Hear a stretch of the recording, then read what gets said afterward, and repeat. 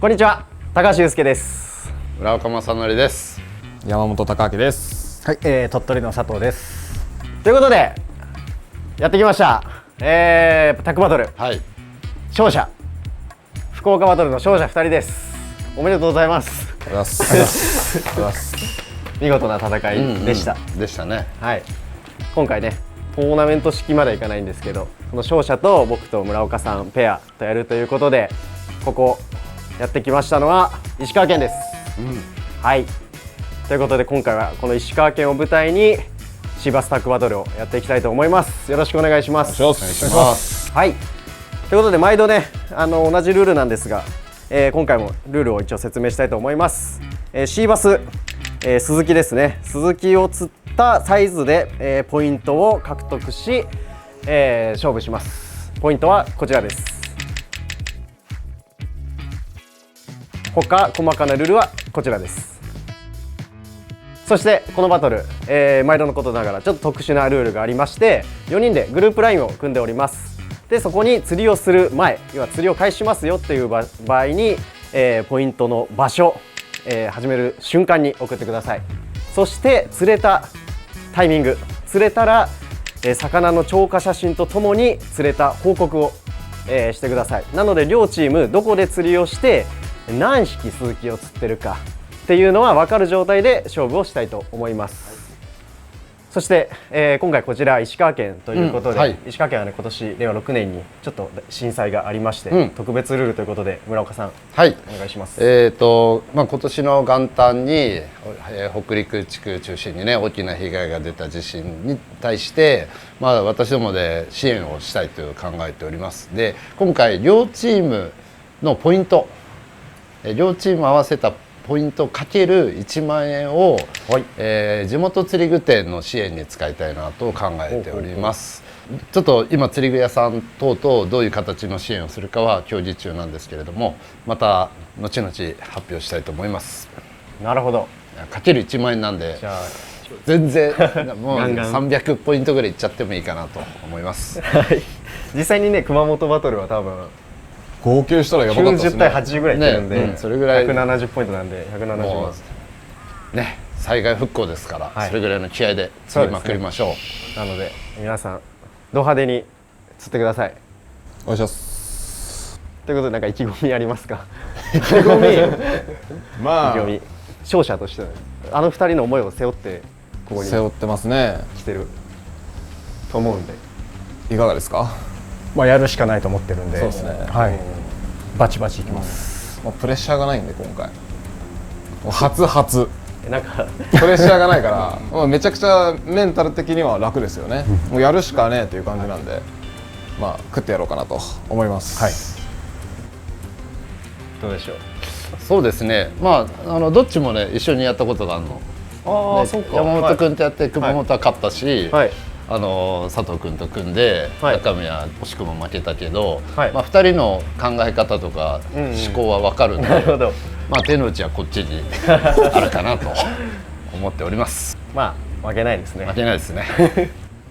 頑張ってください。冗談ですけど。しかも若干山本君なんか保険今かけたんでね。それはそんな人には僕は負けません。若干勝ちますよ。はい。ということでじゃあ安全第一でよろしくお願いします。スタートです。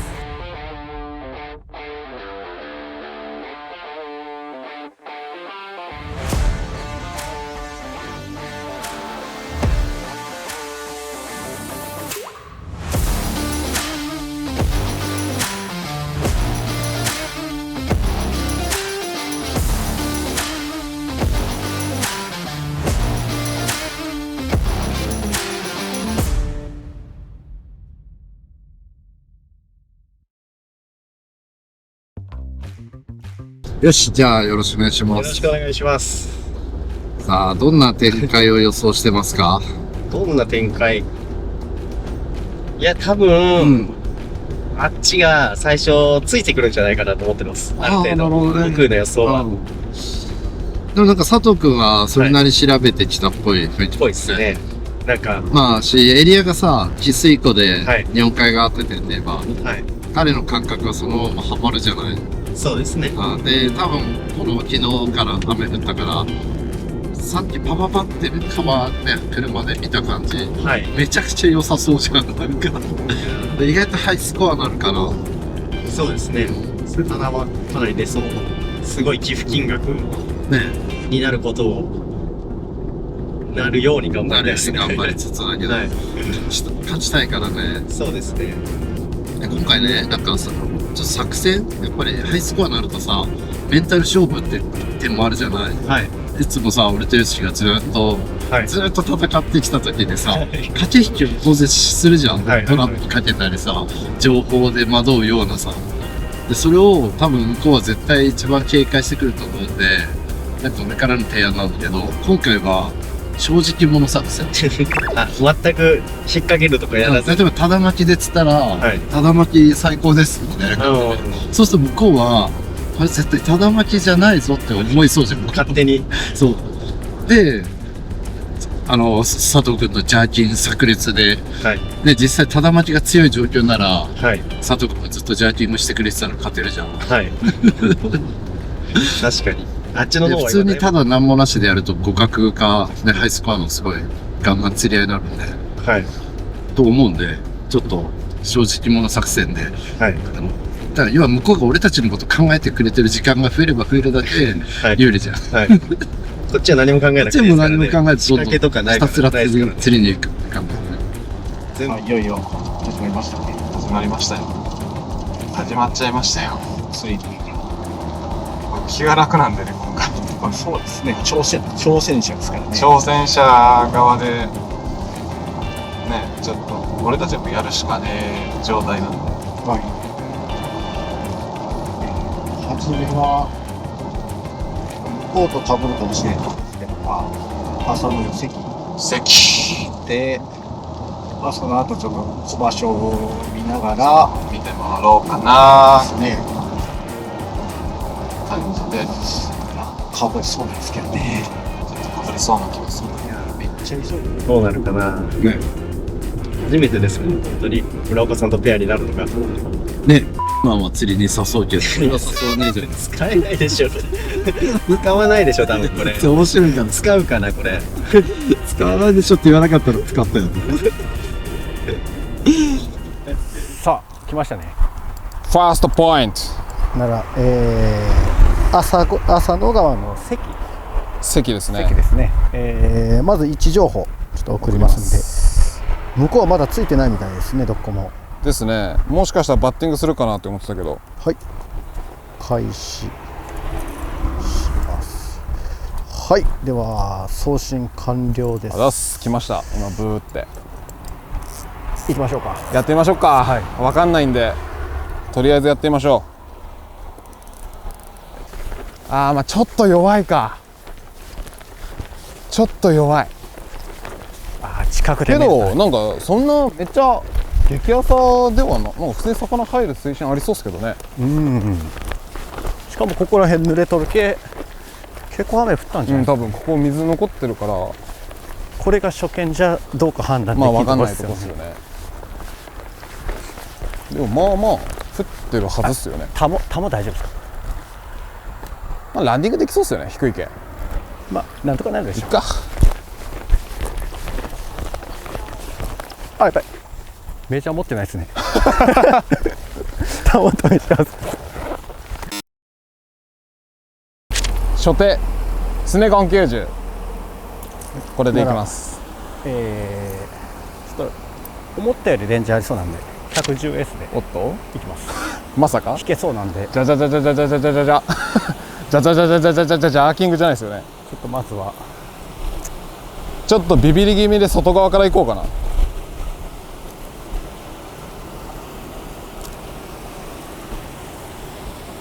めっちゃ水増えてたのかな。これ多分水のせいでこれこんななっとうですよね。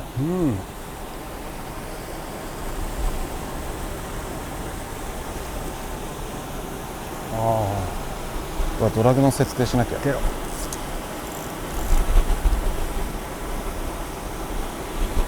へえジャーキングで福岡で釣ったようなあそこの感じっぽいみたいですよね。雰囲気が。いや結構流れてんな。こんだけ流れとっていないことはないでしょう。ナレージ6号、ちょっとレンジ入れます、思ったより深い。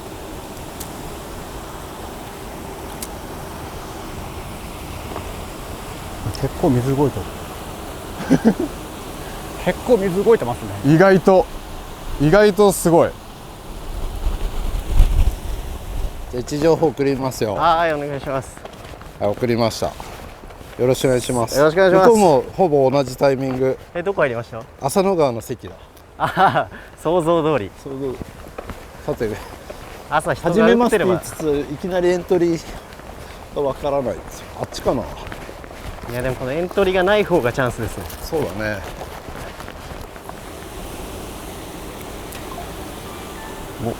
お、ライン乗ったかな。お、あっちも開始しましたね。どこ入ってます？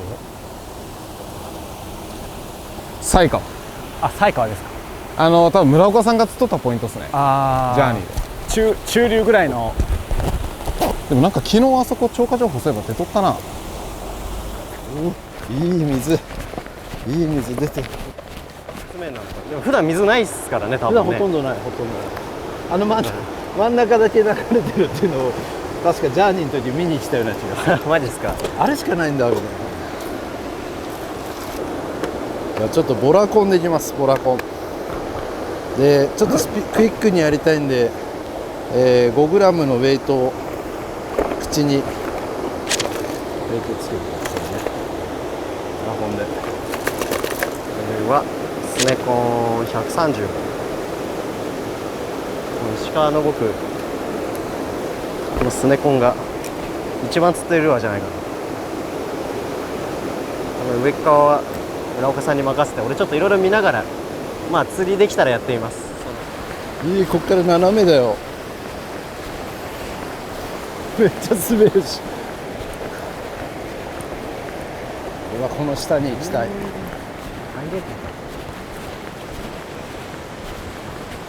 あそこいいね。お、ちょっと入れそうになってきたぞ。滑るでしょ。全然カラッカラに乾いてますけど、草の上歩いた方がいいよ多分。いや滑る。なんか凹凸がなくてすごい滑る。帰り上がれるんでしょうか。うわ滑る。なんか追った。濁いかな。濁いかな。なんか追っかけてきました今。まさかのジャーキング炸裂。でも反転してなかったんで、濁い釣れてましたよねここ。釣れてます。濁いかな。濁いの超過もあった。黒っぽいのが下からヌーンってきました今。濁いっぽいな。濁いさんなのか。一個心配なのが、この下になんか乗り越えられないものがないかですね。いや大丈夫でしょう。実はほぼ乗り越えられない場所で釣りしてる可能性もゼロじゃない。まあその可能性あるけど、過去来たこともあるし。浅いな。ちょっと浅すぎますかね。いや全然いるよ。いる。そこの合流点はありだと思うよ。はい。まあいるけどな。これがもう引く傾向だったらな、魚落ち始めてそうだな。このぐらい掘れてたらついてそうだけどな。ここ馬の背なってるから。暑い。蒸し暑い。シャレです。20。梶さん？あ、梶さんですか。どこ行ったんですか？富山。お、じゃあダメだ。ダメでした。ダメいないんだ。昨日やってもダメ。結構気合いでやったっすか？やっぱ王の本流行くしかないですかね。ですね。ちょっと水門見て。そうですね。あざーす。あざっす。あざーす。あざっす。これ上はどうしますか？これを超えると思う。いやこの雨で俺は上もいるっちゃいると思うんですけど、1個見てみる。それだったら下の方がいるんだろうなってそうだねいう感覚ですね。1個見てみて、はい。あと4つあるけど1個見て決めよう。ここはちょっと割れちゃってるから打てないじゃん、真ん中が。1個上はさ全部打てるから、はい地図で見たらそこだけ見てみてそこ通してみて、反応なければ、はいこっから下って決めて、そうですね。よしじゃあ移動しましょう。もういたらすぐな移動っていうか気歩きでね、さっさここを見て。おお来た。マジでマジやべえ。ルアー何投げました？ 110です。 110。いやシーバスとは分からんですけどめっちゃなんか今小田さんが言ってからでしたよね。 100% 魚です今。やばいですね。もう一回やりましもうょう。一頭いきますか。あびっくりした。緩いとこですか？左1メートルぐらい。あマジで。ーもう一頭行きましょう。もう一頭いきますか。もう一頭行きましょう。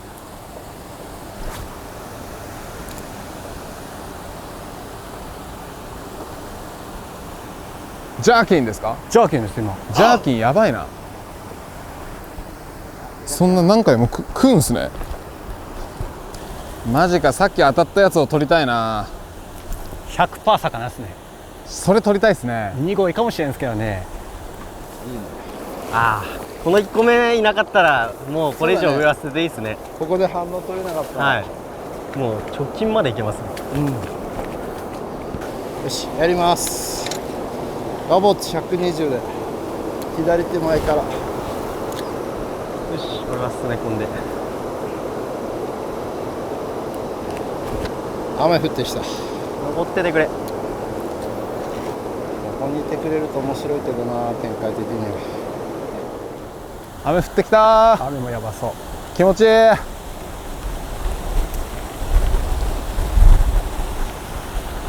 お。ダメっすね。移動でもいいかもしれないですね。行きますか。移動しますか。赤の水門に、赤水門行きましょう。赤水門に行きましょう。ちょっと村岡さんに任せて俺ちょっと右に立ち位置して下の方やってきます。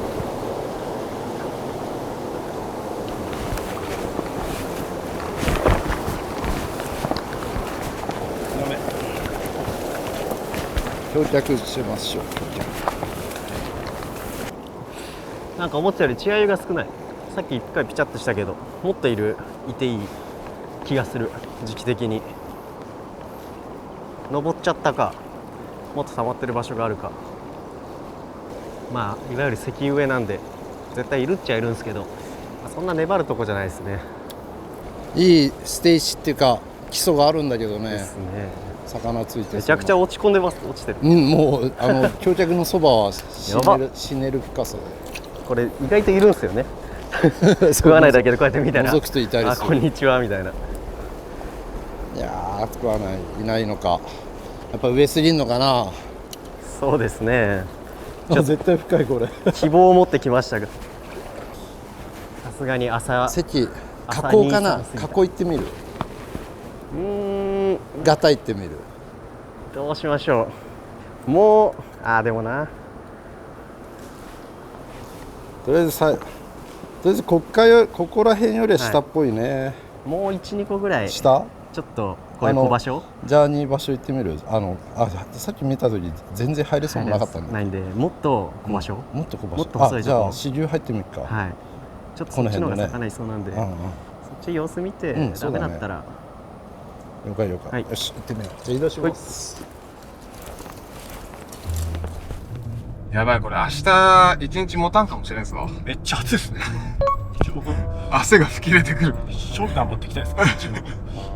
やばい。ベルトと。やばい、これ。なんかですけど、こうやって河原を歩いてるとはい俺忘れられないのが、イラン人寝てた事件。あれや、俺いまだに人生トップ、いやワンじゃないかな。本当に口から心臓が出るってまさにあのこと。心臓見えてた。マジビビりました。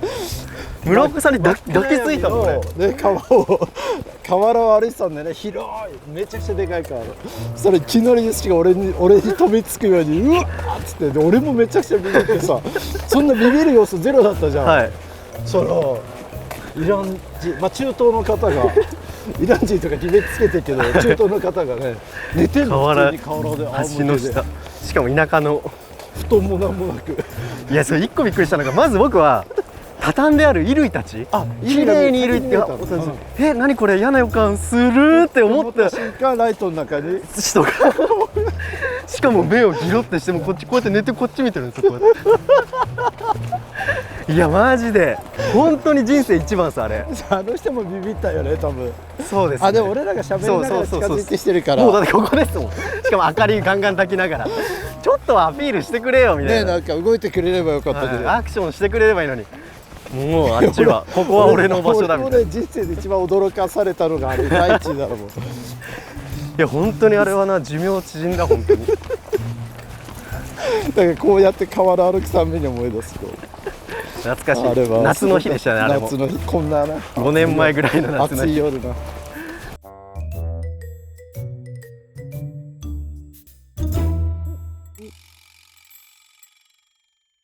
なりましたね。なりましたね。2箇所目ビビったわ、魚かと思った。ですね。いやー、2箇所目よかった。2箇所目がね、金沢の伏そこもあ見川。れじゃないですか。伏見川っていうところですか。ロケで釣ってたところでしょ、高橋君が。あスネコンあ、 130かなんかで。そうだそうだ。多分そうでしょね。です。まあロケ行ったところを多分中心に回る感じですね。さあ、我々は全て初場所なんででも来てみました、はい、すっげえいい感じですね。でも水門が開いてて、水門が開いてる、で水の色もいい感じなんで、濁ってて、はい、ここでちょっと位置情報を送ります。いやー、楽しいです。緊張感がいい、緊張感が。はい。さすがにプライベートの釣りじゃない緊張感ですね。なんか自分たちの釣りだけやってればいいのに、一瞬黙るとさ、向こうどんな状況かなってマジで考え、ああやってる人がいる。くっそ、あそこに車置いて入られたんだ。ダメだ。釣れるかな。でも釣れてたらもう数頭なんで終わってる。今の一瞬の間にそういなかったです。あの車です。残念。下見して駐車場を止めて戻ってきたらよし人いないぞっつったら入られてる。あんな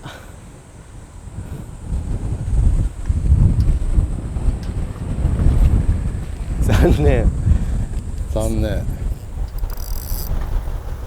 なんかエビ逃げてるわ。その木はいますね、多分。なんかおるんですよ。なんかいますよ、それ。ああ、俺ボイルした。なんかね、バスっぽいのがいるんですよ。バスっぽかったんですよ。あエビ食ってますね。あれ食わせれんすか。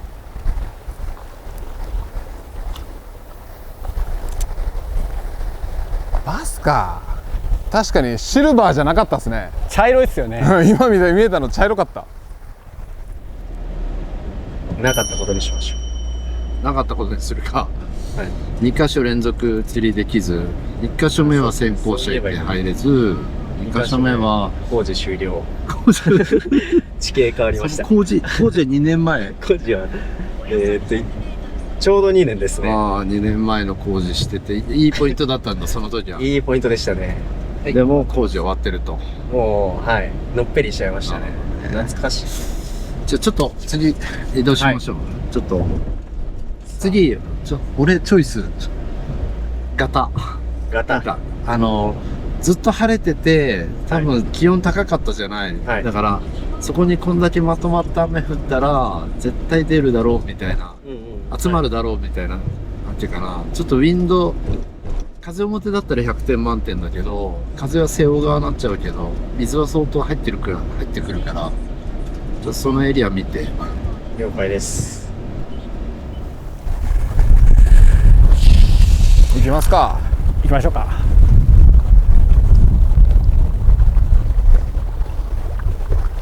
ちょろっと次の場所もちょろっとだけ見て移動します。さあでも風表横風だけど風でね、水動いてるし、右から雨水入ってきてるし、この湖がゆだってれば絶対魚ついてるパターン。濁りはこんなもんですか？うん、こんなもん。てかもうめちゃくちゃ釣れそう、この色。思ったより全然冷たいですね。冷たい。はい。さあ、あとは魚が何からいこうかな。ブローインでいってみようかな。佐藤君が絶対さ、ブローインのジャーキング相当練習してきたみたいなこと言ってたじゃん。はい。それ110で釣ったらもう絶対ジャークだと思いますよ。ねえ、で、作戦通りただ巻きで食いましたとか言ったらだから絶対嘘なんです。ジャーキングで釣ったらジャーキングで釣りましたって言っても疑いそうじゃん向こうは。あえてルアーを出してくる。あえてルアー出していこうか。スタイルで110最高っつってブロインでいきます。110マットチャート。これ左に行く感じですか？いやこことりあえず多分立ち込めるんじゃないかと思うんだけど、はい、やれるのはねそこから10メーターとその辺ちょっと5メーターぐらいまで。こっちゴミがすごいですね。とりあえず投げ散らかしてたねここで。じゃあとりあえずナレージでナレージの6号いろいろ反応見ていきます。浅いやっぱり結構浅いと思うんだよな。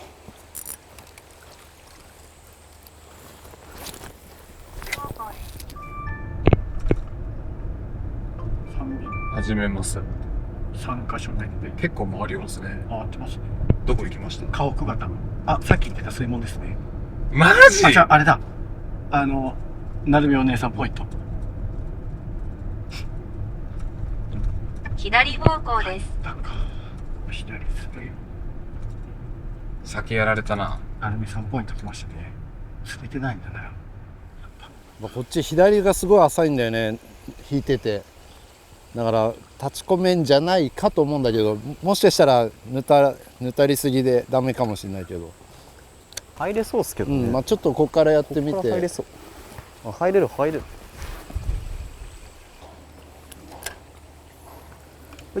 組本70です。多分ボトムギリギリぐらいじゃないかな。これで波動も強いしいいんじゃない？お、なんかベイト逃げた。気持ちいい夏はこれだな。でもこのひんやりした水がいいような気がすんだよね。ちょっと暑すぎたからね。3カ所目に来ました。渋いですね。渋いいただきって思うけどなかなか魚の反応を得れないっていう。水はしっかり動いてるんですけど、は意外と魚が出なくて、まあ似たようなシチュエーションですけどやっていきましょう。はい、とりあえずここで1本出たらいいなぐらい。最高。出たらマジ最高。やってみます。タモ大丈夫ですか？普段使わんけん忘れるわ。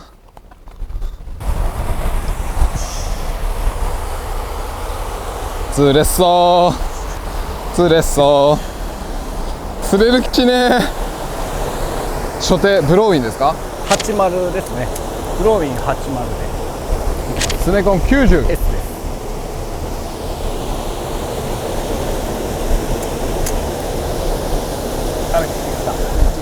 今何？今組本です。クミホンか。クミホンだとそこをすりながら来るでしょ。すりますね。もう手前はあの木まで平気で行けちゃいそうだけど、でもこんだけ濁ってたらな、もうめちゃくちゃ浅いところにもいるだろうしな。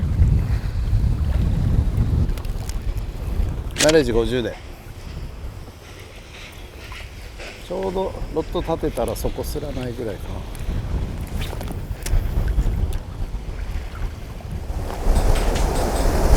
組本レンジ入れます。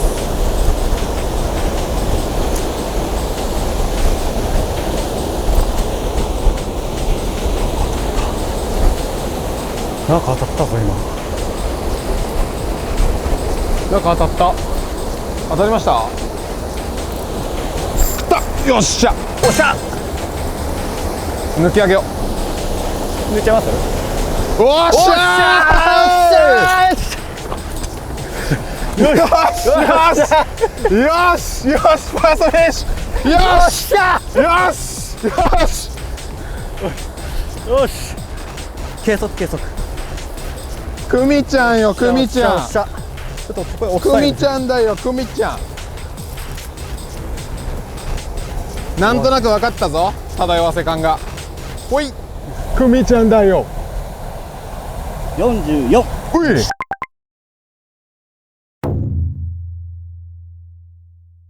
水意外と冷て。送りますよ。はい。よし。送りました。先制パンチ。OK です。あ、来た来た来た。じゃあね、ありがとう。元気でな。じゃあなー。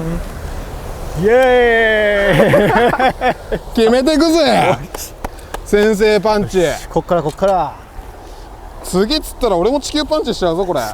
マジで。語るほどあんまこのルアーそんな使い込んでないけど、ウェイトボールが戻らんようにしてずっとこの姿勢のままあそこの流れをスーッとしよったらグンみたいな。釣れた俺が一番びっくりしました。でもなんとなく分かったから同じような感覚、水圧感でやっていきます。ナレジ50でいきます。グリキン。いろんなとこに投げてみよう。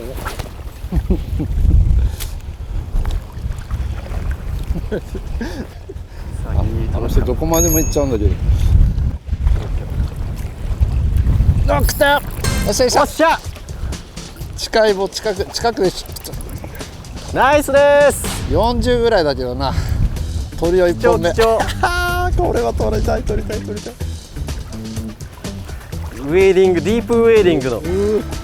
取りましょう取りましょう。取るよ。あ、でも50あるか。50あるかもしれないですよ。よ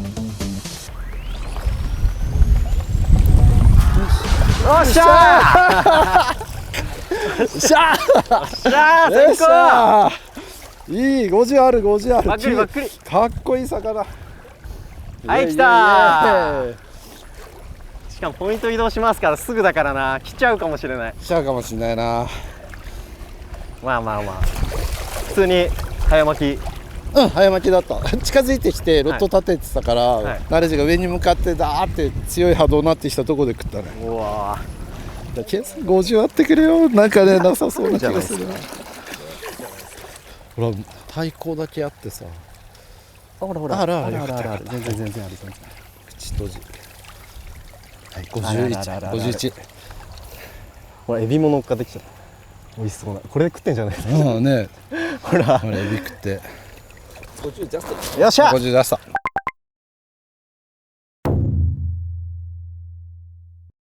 はい、チーズ。オッケー。サイズ不明。これはサイズ不明。これはサイズサイズ不明だし、場所も不明だし。場所もわかんないし。よしよし。よし。さあ、お友達に声をかけて連れてきてくれ。よし、俺も頑張ろ連れてきてくれ。う。村岡さん。釣られてます。わあ、なんだやるなあいつら。山本君。うわ、これはどない。れぐらい？これはあって50、なんかあって3点なんで、まあ今めちゃくちゃ調子乗ってポイントると思う。変わらず？彼らはちっちゃいとこ行ってますね。はい。あちっちゃい席行ってまた移動してます。はい。あ、で速攻出たって感じだ。そこ出たんじゃないですかね。じゃあそんな続かなさそうだね。続かないですね。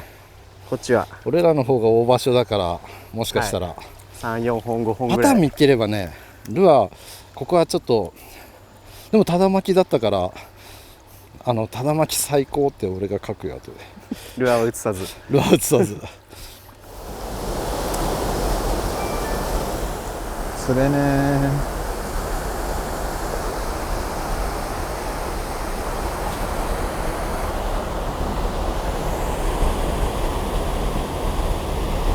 うわー釣っとる。釣ってる。てますね村岡さん。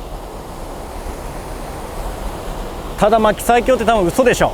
え、ただ巻き最強って嘘っぽいですけどね。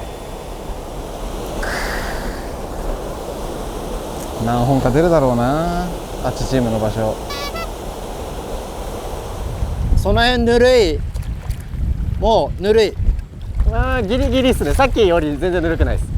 なんかぬるいとこで食ったからあ、ぬるいとこで。どうなんだろう。冷たい方を避けてんのか。個人的には冷たいとこに溜まってそうだけど、高橋さんの移動距離が速すぎて体重の重い私にはついていきます。20センチぐらい沈むの、グワーンと泥がね。だから歩くの結構大変。さあゼッパー 80F です。これ F、 ちょっと波動強めフローティングで、これはやってくれそうな気がする。こっちが俺たちが歩いた後のこの泥の濁り見てると結構ね水の動きはあって、どんどんなんだあっちに行くんだよね。だからあっちが下流、結構押してる、雨水が押してるから水の動きあるんで、魚の回遊もあると思う。どっかピン売ってるとこあります？あとは多分水門が機能してないんで、ここにもね河北型の中なんですけど、こっちもね一応水門があるんですよ。だから出とったらいいんですけど、わからんですね、この水門が出すタイミングが。見に行きますか。ちょっと行ってみましょうか。まあ1本ずつでも拾えればいいですもんね。ですね。移動です。移動します。よしよしよしよし。でも1ポイント入りましたからね。1ポイントは入った。入ったあっちにも入っちゃったけど、あっちにも入ったけど、まあしゃあないしゃあないしゃあない。ルーチェンします。 125F ブロインです。ジャーキングしてみましょう。この境目あたりがめっちゃ来そうですけどね、なんかいかにも教科書通りのポイントには来れたけど、もうちょっと群れててほしいんですけどね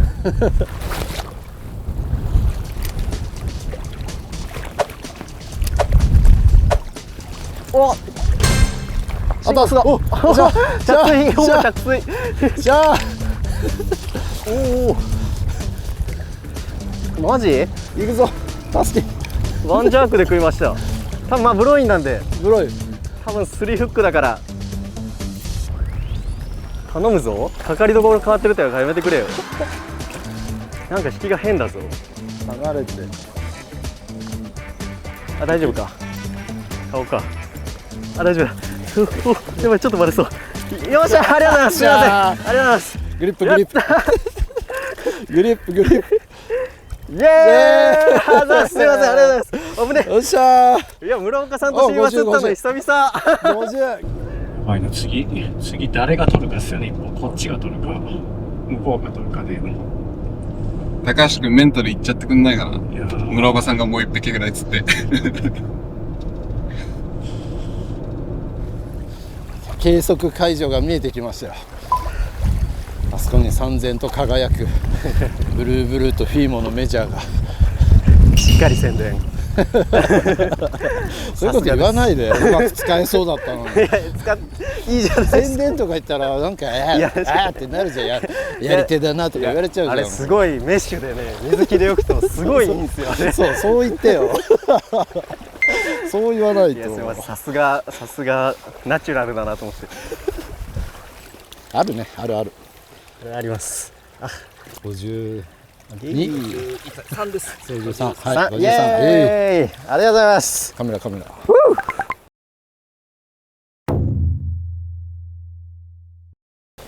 やったー、ねえ。当たりましたね、村岡さん。まあ教科書通りだからね。よし、さあ逃がします。バイバイ。さあいいバトル。今回の作戦名は、塩分濃度薄めの正直者作戦で。巻くと釣れるって書いてきますねそうよ、もう惑わせようよ。これね、考えたら負ける展開だと思うよ。だって状況いいもん、絶対教科書通りにやれば出るから、逆に言うと教科書通りにやっちゃダメなんじゃないかと思ってもらったら勝てる。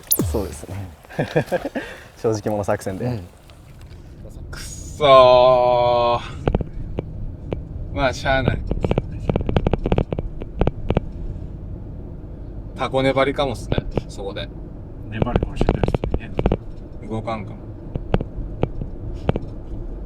最悪今かぶせちゃってもいいですけどね。そうですね。ハンちゃん見て、で、もうなんかきちいねと思ったら俺たちだけそのバンドの方行ってもいいし、はい、別にかぶせていいっすからね。まあちょっと覗いてどこ入るかも見てもいいかもしれないしね。その立ち位置とか。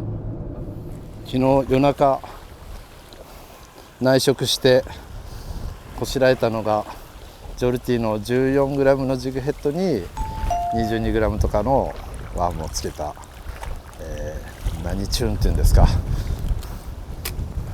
ジョルティはジョルティです違うジョルティは何がいいって浅瀬をゆっくり引けるんです。きっとこういうきつい子勝負だと思ったんで、ワームのシャローランナーないからね、これがハマると向こうは思いつかなければルアーを組み替えれば何個でも作れるから。お、来た来たやっ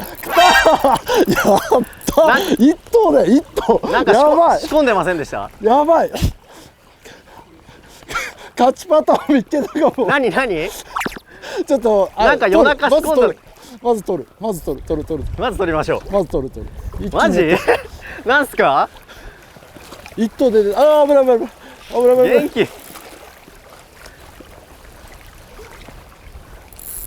よしよしよし、怒ってる何楽しみなんですけどなんかワームですけど。ワームなんですよ。ワームなんですか？ちょっと新しく開発したというか何まあ前からやってたんだけど、ちゃんと今回ありそうだなと思ってわざわざ昨日夜中にこしらえたんですよ。何ですか？よし、危ねえ。よっしゃー。何一頭ジョルティ14のジグヘッドに22のワーム。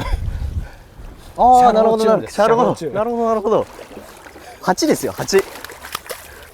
黄色だから。じゃあ超軽いスローチューンですね。いやで今ちょっと投げたら表層漂わせられたんで、これはいいかもっつって投げたら、マジゆっくり回したらドーンとか言ってうっそみたいな。散々通しましたけどね。ちょっとギリギリだね。重なってる。重なってる。多分重なってる。ミリできた50。おっしゃー。よっしゃ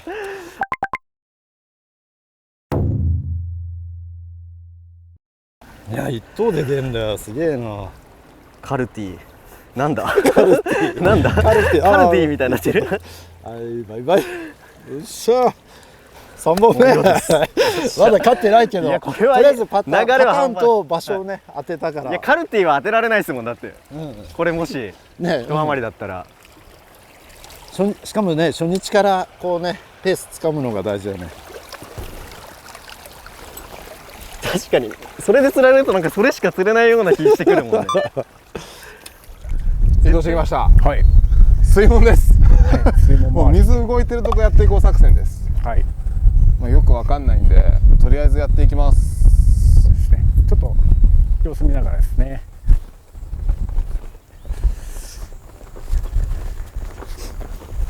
あ、片側だけ開いてんだ。どうだ？片側だけ開いてる。ああ、濃い。やっぱ濃い。いや、濁いだ。あれは濁いだ。濁いがボイールしてるわ。濃いっすね。だからクミホンからじゃあ俺スネコン入れようかな。していきます。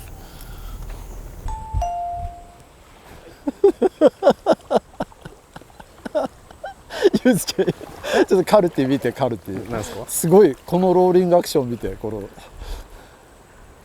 強いですね。頭ちっちゃいですね。これは強いか芋も。虫みたい。これは強いかも。シークレットやったんだみたいな。シークレットチューン。いやそれでめちゃくちゃ強かったら浅いからね。勝ちましたね。いるっぽいな、なんか逃げてるもん。跳ねたらエビやん。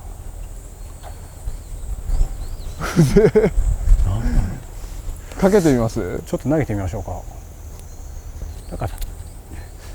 なんか魚が違うっぽいけど、さっき見えたのは間違いなく濁いだったんですよね。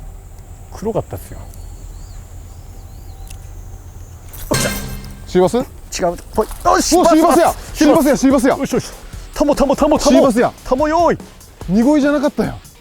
シーバスやん。しかも50ある。それ。50あるよ。 50あるよ。50あるよ。シーバスやったんや。シーバスやった、シーバスやっオッケーオッケーオッケー。バレんかなもう。こっちください。絶対救うから。絶対救うから。ゆっくり行きましょう、ゆっくり。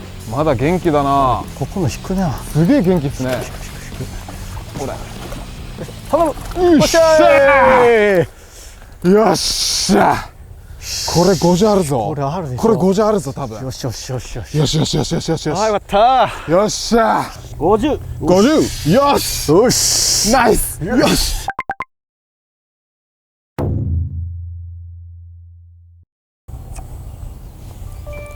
やっぱただ巻き最強っすわって送ってた。よっしゃよしよし、こっからこっから。もういないかな。どんな感じで食いました？いや、ふわーって流すだけです。そしたらコーンみたいな。はい、ゴーンってきて。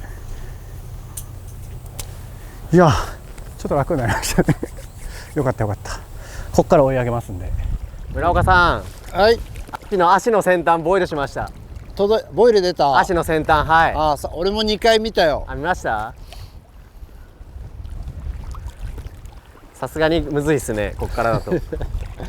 これほんと切りないね。なんかいるんですけど、意外と難しいっすね。ちょっと川の中打ってみたい。 OK です。移動しましょ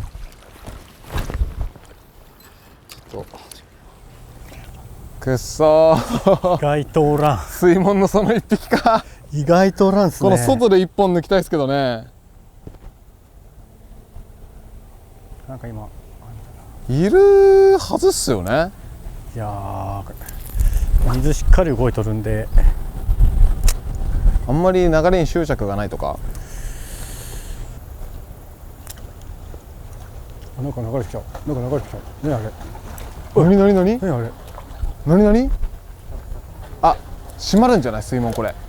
逆流しよる。逆流しよる逆流。あ、閉まる。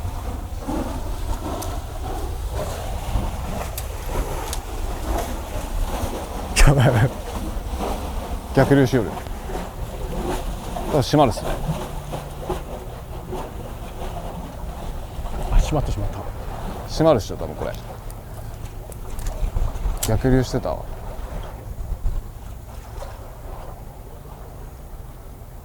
シーバス閉じ込められたまま？閉じ込められた。ドンマイ止まったっしょ多分これ。止まりましたね。でしょ。良かったっすね。ギリセーフみたいなもんですね。う。いやでもカルティの1匹でかかったっす。やっぱ1本違うのと2本そうだね、全然違うんで、し、あれ川の中、完全な川の水の中で出たことで、はい、ずっとさちょっと冷たく感じるじゃん川の水が、はこれを嫌ってるか全然歓迎してんのか、はいはいはい。それが気になってたんで、あ、全然ありなんだと思って、それが分かった3本目だったよ俺たちの。いや渋。体力勝負ですね。渋。やべえ。まああっち夕方までタコ粘りかもしれないですね。動かないですもんね、あそこから。多分動かない。どっか一発当てたいわ。まあこっちももしそこがダメなら、その成功橋あそこで粘ってもいいですしね。でも森下も今日か明日で打ちたい。森下明日の朝まずめいきますか。いいかもしれないですね。まだからどういう釣りかを見たいんですよね。正解を知りたいですよね。で俺たちが来たら多分違う釣りをするから、こっそり見る感じで。位置情報を送る前に上からちょっと見て、でバレたら位置情報を送ります。かぶせるなら最初に位置情報送ったら絶対、あ、来た来た来た、ちょっと違う釣りしようぜってやるから。竿の感じで動かし方で多分遠目でも遠目で見る分かるんで。次のところダメだったら森下ちょっと覗き行きますか。ちょっと覗き行きます。明日のためにも。明日のために。すごい引っかかりそう。うお、どんなことになってんのこれ。村川さん、その草の上は地面じゃないですよね、なんか鹿児島に続き落水しそう。あ、でも意外とおお、あ、ゴロタになったよ。あ、草が流れてる。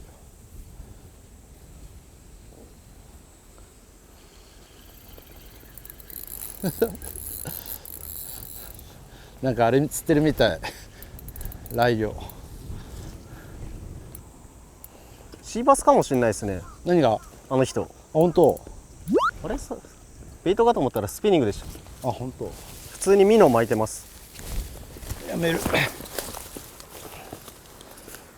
話聞きに行ってみようよ。了解です。せっかくだし。貴重な地元の情どこ報。まで続くんですかね、この。それも聞いてみようよ。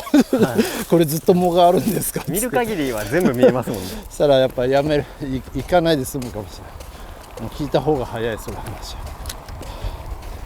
はい、今ここは村岡さんチームが入ってたとこですね。どんな釣りしてるか見ようぜって言ってきて、俺たちが着いた瞬間村岡さんたち上がってきたっていう。今なんか上流側の釣り人さんに声かけに行ってますね。声かけてるんで、向こうも結構切羽詰まってると思いますよ、多分。あ、来たよやつら。あ、よかった、ナイスタイミングじゃないですか。素晴らしいね。よしよしよしよし。いや、釣ったなーって感じで帰りましょう。すげえ歩いたよっつってね、ウェイディングしてたのは見られなかったっぽいもんね。はい、完璧タイミング。完璧ってことは釣ってないのかな。釣ってないですね。ライン来てないんじゃないか。あ、違う違う、京也くん釣ったわ。本当だ。マジですか。うん、だから一歩向こ追加したんだ。う。うん、俺も53ポイントだな。だから3対2。まあいい勝負いい勝負。でも来たってことは、まあ向こうはもう見切りつけたんですね。まあと明るいうちに一回ポイント見とこうっていうね。あっちから戻ってきたよってラッキーだったね。ラッキーっす。上がって正解だった。手の内明かさず。あえて逃げるか待つか。逃げますか。逃げよう。ど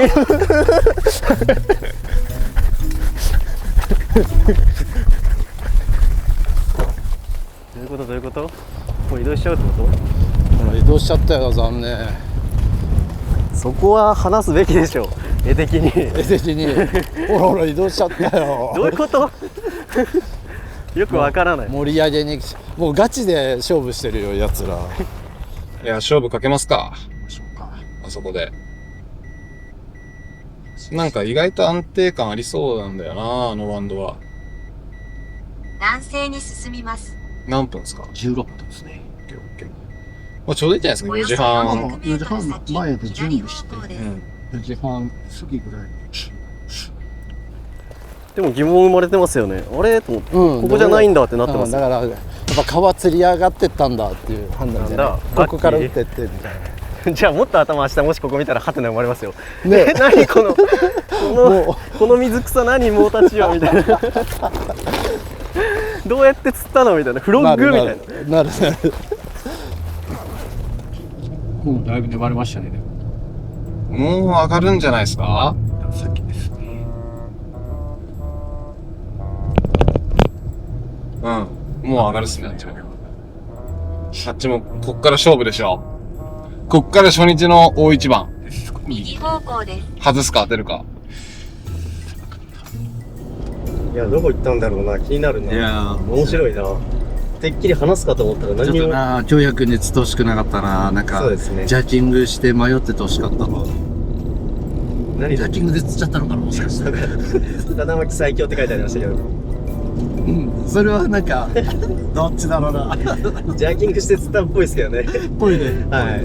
むしろ、俺ら、釣らせちゃったね。目覚めさせたかもしれない。あのジャーキンを。ジャッキンを。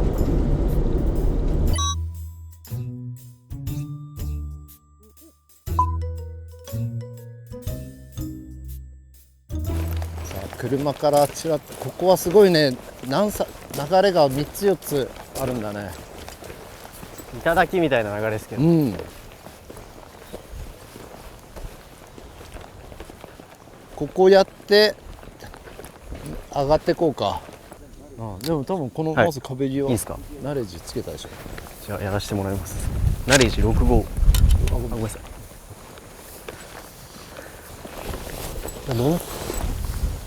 私エグイドで。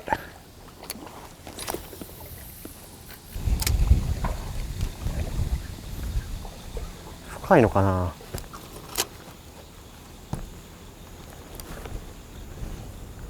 なんか水門打ちって違いますね。水門ですね。でも、であー俺たちも送ります。はい。ほい。送りました。移動してきました。はい。大野川。ここははい。まあ今日の本命ですよね。ここでやっていこうかなと。はい。バイブゲームまあバイブ主体でやっていこうかなと思います。やっていきますんで。どんな感じの巻き感かとかちょっと何もわかんないですけど。ですね。見た感じ、そんなギャンギャン流れてる感じでもないんで。もう周り釣り人もいるんで、どんなことやってるかちょっと見ながら合わせていけたらなとはいいう感じです。やっていきますか。行ってみましょうか。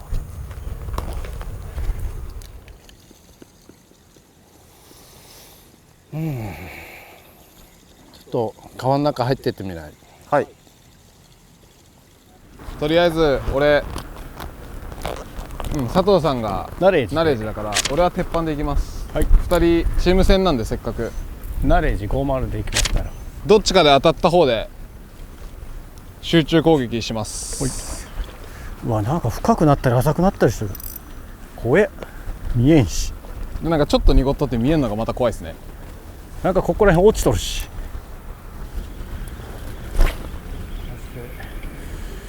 先にお互い場所移動したんで。当たった当たった当たった当たった魚着水直後です。シーバスです。おっしゃ、来た。はい。俺はあ、バレた。いるいるいる。マジか。まだここ入って何頭目ですか？マジか。でも魚多いっすよ。50でいいんだ。6号でも多分ボトム叩くっしょ。ボトム叩くと思います。トレイシー投げよってちょっと釣りにならんぐらい浅いから、多分数出るっすよこれ。うん数出る。にやりにやりにやり。うん。なんか分かったかもしれない。あ、Google マップで見えた護岸が水没してる。本当だ。ここもすごい水出してんね。いい感じ。香ばしい。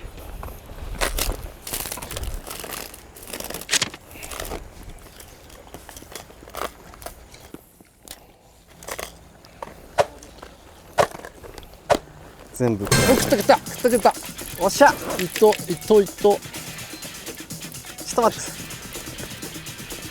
どうしようどうしよう、抜いちゃうか。ちょっと待って。よっしゃー。イエーイ。よっしゃ。よし、一頭。ナイス。この流れ込み。流れ込み。流れ込みパターンありだね。セオリーですね。ナレージ。えい。これ全部流れ元気いっぱい込み打っていけばかなり出そうですね。ね。しかもまた今回もちょっと車から歩いてきたから、はい、彼らまたあそこに今やってたとこ見て、こんな場所かみたいな感じになるからいいよね。これは50ないな、残念な。40ちょっとだね。はい、45ぐらい。うん、まあこっち1センチでとか46じゃないですかね。こだわりますね。合わせてください。合わせろ。じゃあはい。40。この5センチとかでかいな、やっぱな。46センチ。オッケー。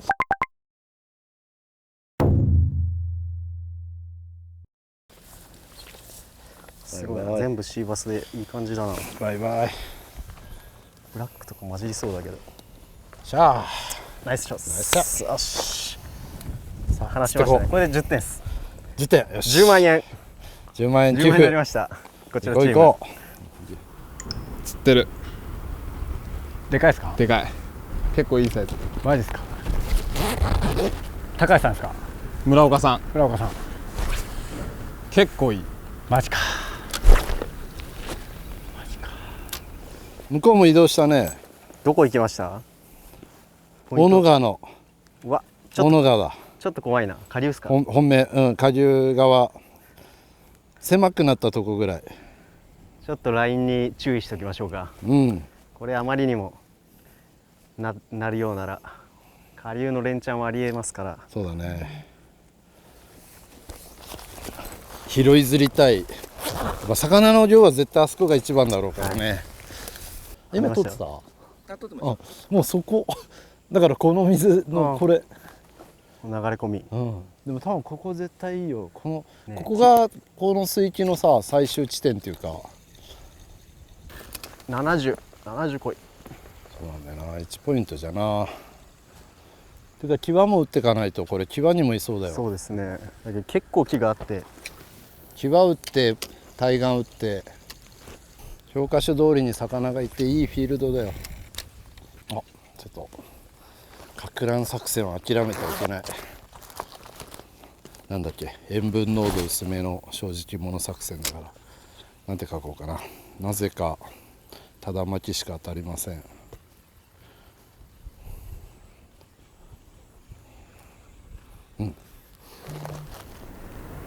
さあ次は誰だ？高橋くんか？おお、違う。なぜかただ巻きしか当たりません。村岡さんですか？こちらもただ巻きを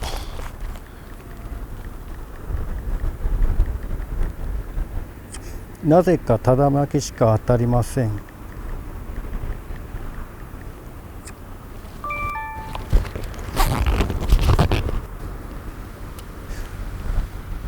怪しい。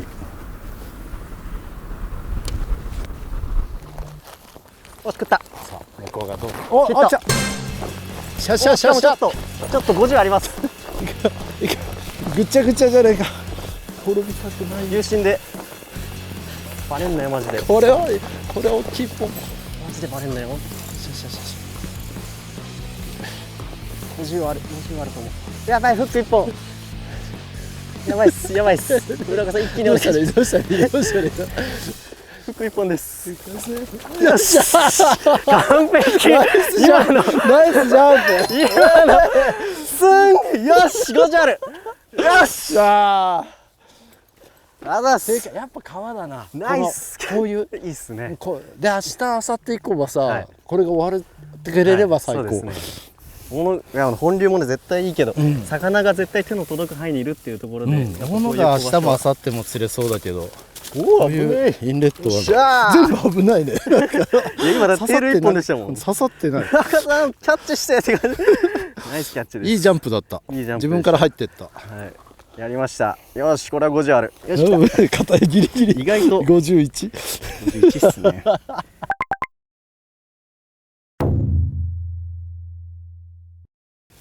大丈夫そうだね。よしバイバイ。いや俺こんな適当にやって釣れるって結構入ってんじゃねえかな。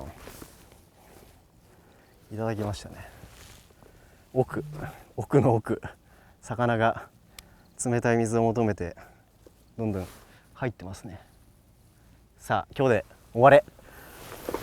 はい送りました。ありがとうございます。一応正直者パターンなんで、雨水が良さそうですって書いてる。まあ場所送ってますからね。場所も送ってるから。場所送ってくるから、ああ本当だなって。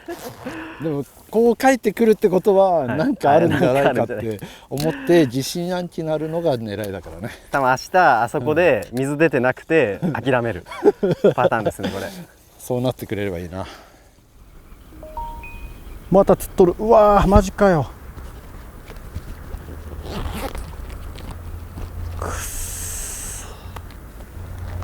1ポイントですね。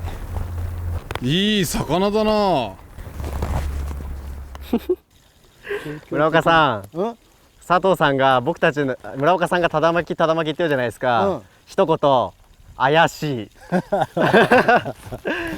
い。いいぞ怪しんでてくれ。俺たちは何にも嘘ついてないからね。多分結構作戦通りになってますね。佐藤さんは完全に疑ってます。何疑ってる、ね、完全に疑ってますよ。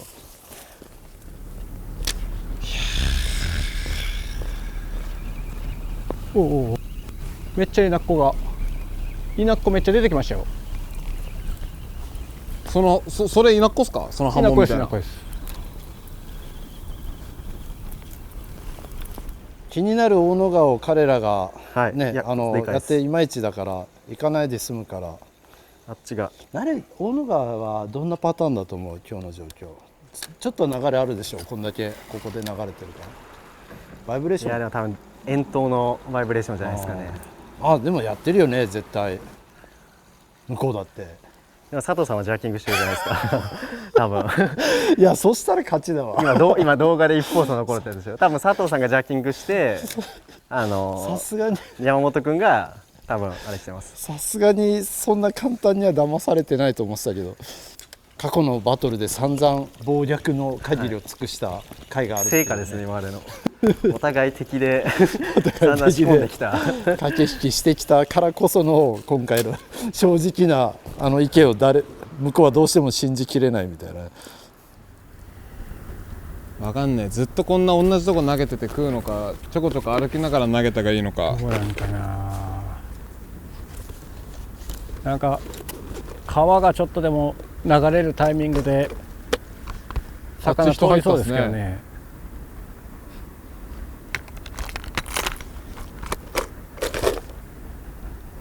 釣れてるんだろうな。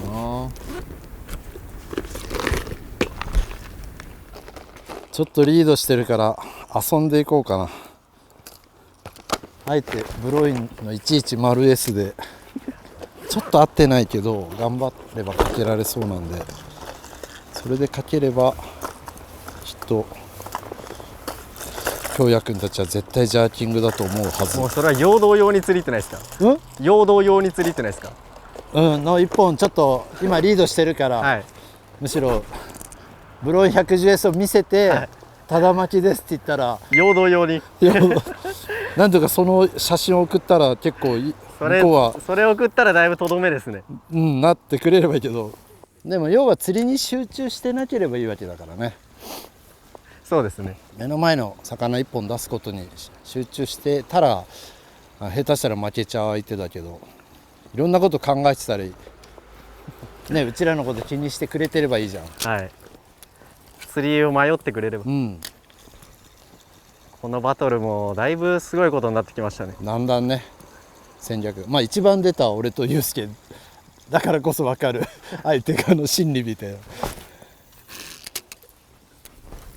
食った。よっしゃ。取ってよ取ってよ取ってよ。します。バス多分。よっしゃよっしゃよっしゃ。取ろう取ろう取ろう取ろう。いや違うわ。違うか。ニコイか。ニコイ。いやードキッとしたのにな。ゴンお前かい。初めて見たかもしれない。ニゴイが釣れてるところを。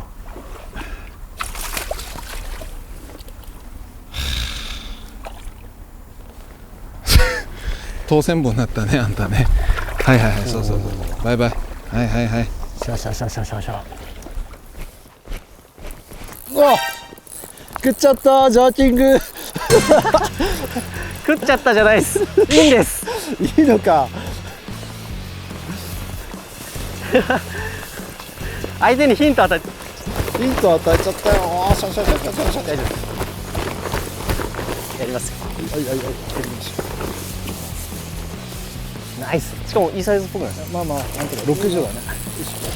よっしゃー。よっしゃー。しゃー。今日一。ジャーキングなんて言いましょう。いや正直にやっぱブロインの110のジャーキングいいですよ。でも言えないな。これはそのままパターンなのかもしれない。そのままやっぱサイズもいいですしね。ね、70はないね、残念な。いやでも結構65ぐらいありそうですけどね。60、結構惜しかったかも。64。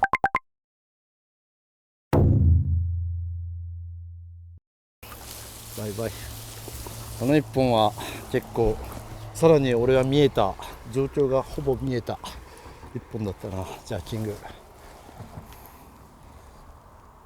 ここに来られたくないな。やりたくないですね。佐藤君が一番得意な釣りで釣ってしまった。でもあえて正直に言ってみようよ。あれ一か八か。嘘くさいけど本当正直者作戦だよ、師匠のジャーキングやっぱすげえ本当ですからね。本当だから本当ですから。本当のことしか書きません作戦だからね今回はね。だいぶ疑ってるだろうな。いや悩むよ、悩ませる作戦だからね。でももう今日来れないですからね多分。うんうん。これもう釣るだけ釣っときましょ行きましょう。だからいるんだよ。なんか橋脚にもいるけど、はいこういうオープンエリアもいるんだよね。う。いますね。しかもオープン下手したらジャーキングの方が目立つんじゃないか。ジャーキングやばい。ジャーキングでもよかった。もしナレッジだけで通してさ、はい、彼らが明日来てジャーキングでバカバカ当てられちゃったら、はい、ね、釣り負けちゃうから、ジャーキングが釣れるならジャーキングで見つけとかないとですね。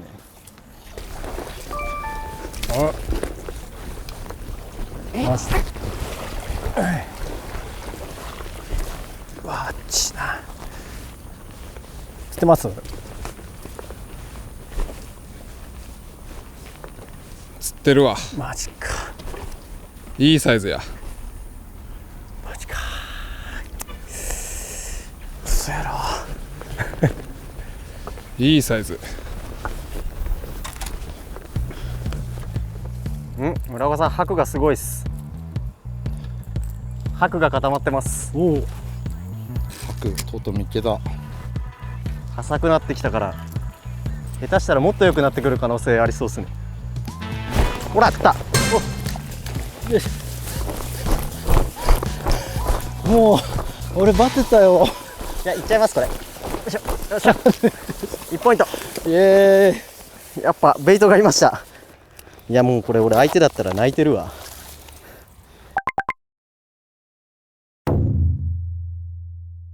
朝俺だけっすか？みんな鳴ってる。いや、なってます。やべマジでメンタルやられるわこれ。いい感じっすね。もう熱中症になりそう。飲みもあります。いや忘れてる。だいぶ来ちゃったな車から。またさ、車の位置情報がさ、釣り始めたとこだから、ここ完全に隠せてるじゃん。はい。俺も水ね。はい。確かに。まあまあでもここでちょっとバトルはね、情け禁止なんだよ。過去のバトルも情けをかけた方が負けたり、負けそうになるじゃん。マジで間違いないです。釣れる時に釣っとけが鉄則だよね。明日全かぶせします？全かぶせせんとやばいっすね。しかない気がするな。場所わからんっすもんねもう。ちょっと石川での経験値の差がありすぎるわ。いやなんか来た。あちゃうか。根か。根だな。まあでもよかった。ユースケがさっきからかかってもさ、網張ると外れる、ちょっとずれてるじゃん。だからでも今はやっと完璧なねフッキングだったから釣りが合ってきたんじゃない？俺この早巻きの釣りが苦手なんですよね本当に。あ、こういう釣り？はい。なんで流す方が得意なの？なんかついつい流したくなっちゃうんですよね。だからガーって本当直線上の釣り、巻く釣り結構苦手で、基本避けてます。避けてんだ。流れないからやめよっかな。なるほどね。いやむしろ絶対フッキングいいしさ、フッキングが良くなるんでね、早く巻いてるから。うわでかい。うわ一回も跳ねなかった。でかくはないですけど跳ねない。跳ねないね。動いてると思って。もう多分これ何もせずそのまますくってもらっていいですか？よっしゃ。よっしゃ。ヌーンなんですけど。ヌーンなんですけど。恋じゃないよね。シーバスだよ。すんごいいいじゃん。すいません。と思って。一回も跳ねないしさ。刺さってないよほら。大して引きもしない。先端ツンって。あ、微妙に刺さって。微妙に。いやこれ宣伝させてください。ガマフックでよかった。おっと。よし。来た。はい。65、3ポイント。よっしゃ。大丈夫そうだな。イエーイ。マジでなかなかどうかわかんなかった。マジかよ。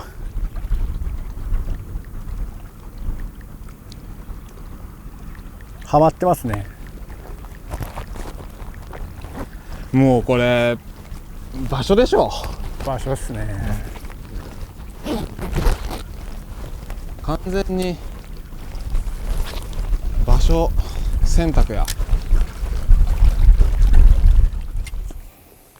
いやーでも明日絶対入りますよあっち。うん。どうしよう。もうあっちが入ったら入らないわけいかないですよね。そうだね。うちらはどっか車止められそうなら上から入るとか。あていうかあの流れがあったらさ粘ってくれそうじゃない。確かにそうですね。まあ、僕たちも現に打ちましたからね。このまま彼らが来なくて、はい、うちらがさまた車から離れてること分かんなければさ、はい、あの車止めた位置に来るわけだから絶対この流れ込みだみたいな。怖いのが実はあの流れ込み誰かが打ってすげえ抜いた後みたいな。明日また朝一魚入ったら、でもそれぐらい1本2本は絶対出るぐらいのいい流れ込みだったよね。まあだからこそなんか1時間ぐらい使ってくれるかもしれないあそこで。い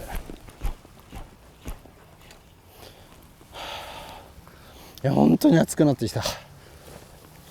てかジャーキングなんかしてるからだろ。ジャーキングなんかジャーキングはやめます。だいぶ食らいましたね。完全ペース乱した。いやーこれでもちょっとおい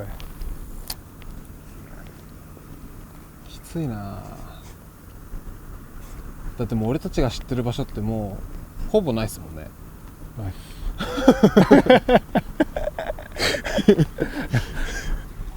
じゃあ朝一はここ入りますかやっぱ。そうだね。まあ、相手チームのでちょっと彼らの動向を見て、はい、後ろについてもいい。確かに後ろについてもいいんじゃないですか。終了です。はい、とりあえず初日終了です。終了です。すいません。だいぶやられましたね。でもまあまあまあ途中まではいい勝負してたんですけどね。そのなんかようわからん水門みたいなところで一気に離されたですね。明日の朝一とりあえず森本川でしたっけ、そこの河口入ってまだ1日半あるんで、72本出れば、分かんないですよ。並べるかなと。コツコツ食らいついて、ね行きましょう。明日あっちが外せばそうそう逆パターンもあるかもしれないですけどね。まだまだ分かりませんので、頑張ります。はい、行きましょう。はい、お疲れした。お疲れした。お疲れした。いやー疲れるな。はい、じゃあお疲れ様でした。お疲れ様でした。まあホテル向かってまあ間に合うね。余裕ですね。さあ100点だったね。いや間違いないです。100点です。100点だった。釣りに勝ったし心理戦はどういったかわかんないけど、いや早く見たい、ね、あっち側の動画が早く見たいです。早く編集急いで。編集いや間違いなく崩れてますよ。佐藤さん、俺の予想は佐藤さんひたすらジャークしてます。やっぱり。はい。で山本君はやっぱちょっと流れの緩さとか、あとなんかいまいち信じきれずになんかいろいろやりながらバイブとか投げてるんですけど、まず3時間近く大野川入ってて彼らさ、出せてないじゃん。間違いなく魚の目の前にルアーは通ってますから、なんかちょっとずれてて、なんかずれてんだよね。だからそれがバラしてるかもしれないですけど、そうメンタルとかで、でもそのずれてるからこそのバラしでさ、メンタル由来がしてたら100点だね、俺たちね。いやーなかなかこんな幸先ないんじゃないですかね。そうだね。とはいえでも十何点差だから、そうですね、もう9ジャップ1本でね逆転しちゃうんで20点だから向こうが9ジャップつって逆転しようぜっていうメンタルならないぐらい、釣りを狂わせないと勝てないから。そうですね。ちょっと視聴者の皆さんにはこいつらいげつねえなって思われるかもしれないけど、でもそれをこうやんないと負けちゃうから、いやそれぐらいの相手だと思うんで、しかもそのポテンシャルがねありますからね。爆発力あるんだよ。俺らが逆にねなんかつって、ちょっと心を折るぐらいの一本出してもらいました。はい、もう手は一切緩めないですね。このまま突っ切ります。寄付もありますから。そうだね、寄付もあるし、もう目指せ200万円。200万円寄付。それぐらいしたいな。頑張りましょう。頑張りましょう。はい、お疲れ様でした。お疲れ様でした。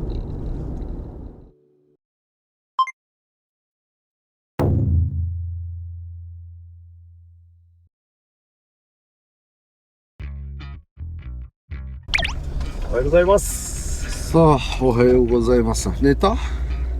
うん、4時間ぐらい。おお、はい。やっぱでもなんか目覚めちゃうね。目覚めちゃいますね。もう3時間半ぐらい眠たいはずなのに。まあ、それで起きてすかさず昨日連れたとこをやっぱ改めてこう見てて、はい。で今日多分この2箇所も出るだろうなって場所もなんか Google マップで、はい。まあ行けるかっていうのとね実際の現場は分かんないけど、はい。あこのパターンかなっていうのが見えたんで、今日は行く場所は悩まない。どこまで状況が彼らが続いてるか。ね、彼ら行くだろう2箇所目のこちらの夕方のポイントが朝ピューって言ってま朝ピしたからね。ューって言ったからねやっぱ絶対先に入ろうだけど、はい。だけどまあたまたまだけど車止めて入った最初のところ、まあ、一番良さそうだけど全然釣れなかったじゃない、はい。だからそこで頑張ると思うんだよね彼ら。そうですね。当然ここがっつって入るじゃん。だけど水出て実はたほしいけどですけどね。昨日帰り出てなかったんですよ。水出てたし、もう水止まっちゃってたんで。まあ排水機場のポンプなんだ間欠運転だから、はい。まあでも雨上がってねどれぐらい経ったかな、1日経っちゃったから。それ出たらかなりもう天まで味方してますね。うんうんうん。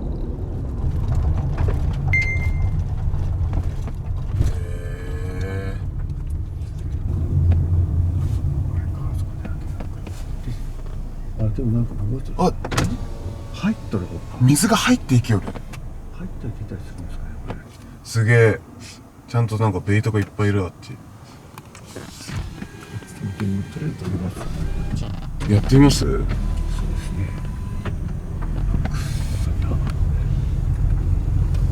こんなとこであんな釣れるの？まあ今日は同じ分釣ればいいですからね。そうだね。だいぶ気が楽というか。でも熊本の時は同じこと言ってた。でまさかのランカー4連発で、今これ絶対やられてっかも、抜かれたかもみたいな。本数自体は2、3本負けぐらいのか、1、2本負けぐらいだってカウントしてたんだよね。はい、だからまあ、でもどう見ても80が3本ぐらいあったから、はい、結構やばいかもね、なんつって。2日目、ファーストポイント到着です。はい。ここは昨日あっちチームが最後バババババーンって釣ったところですね。そうですね、はい、ちょっとまあ様子も見たいんで、そうです。とりあえず朝一入ってみようということで、はい、来ました。やってみます。やってみます。とりあえずなら位置情報を送りますんで。さあ、相手チームが始めました。来た、同じとこ。よし。よし。さあ、同じとこ行った。もう完全にこっちの思惑通り。こっちのペースだ。うわー、入られちった。もう少し演技力を上げて。ちょっと。うわーうわー築城しめしめと思ってるかもしれないですよ。しめしめと思ってるかもしれないですね。まあいい。仮にここに入られて追加で抜かれるより、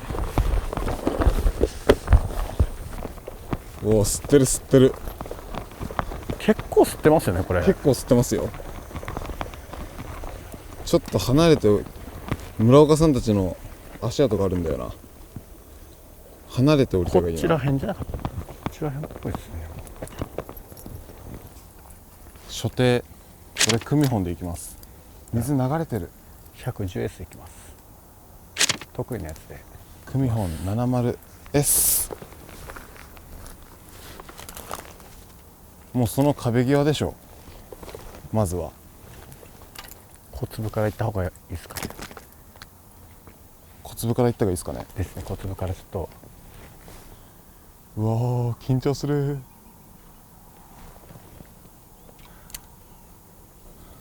ギラーンって光るのかな。あ、じゃあ川の中入ってる、ほら。入ってますね。ああ、もう来ちゃったわ。じゃあちょっと窓から。水がやっぱ出てなかったんだ。うん。あっち来たわ。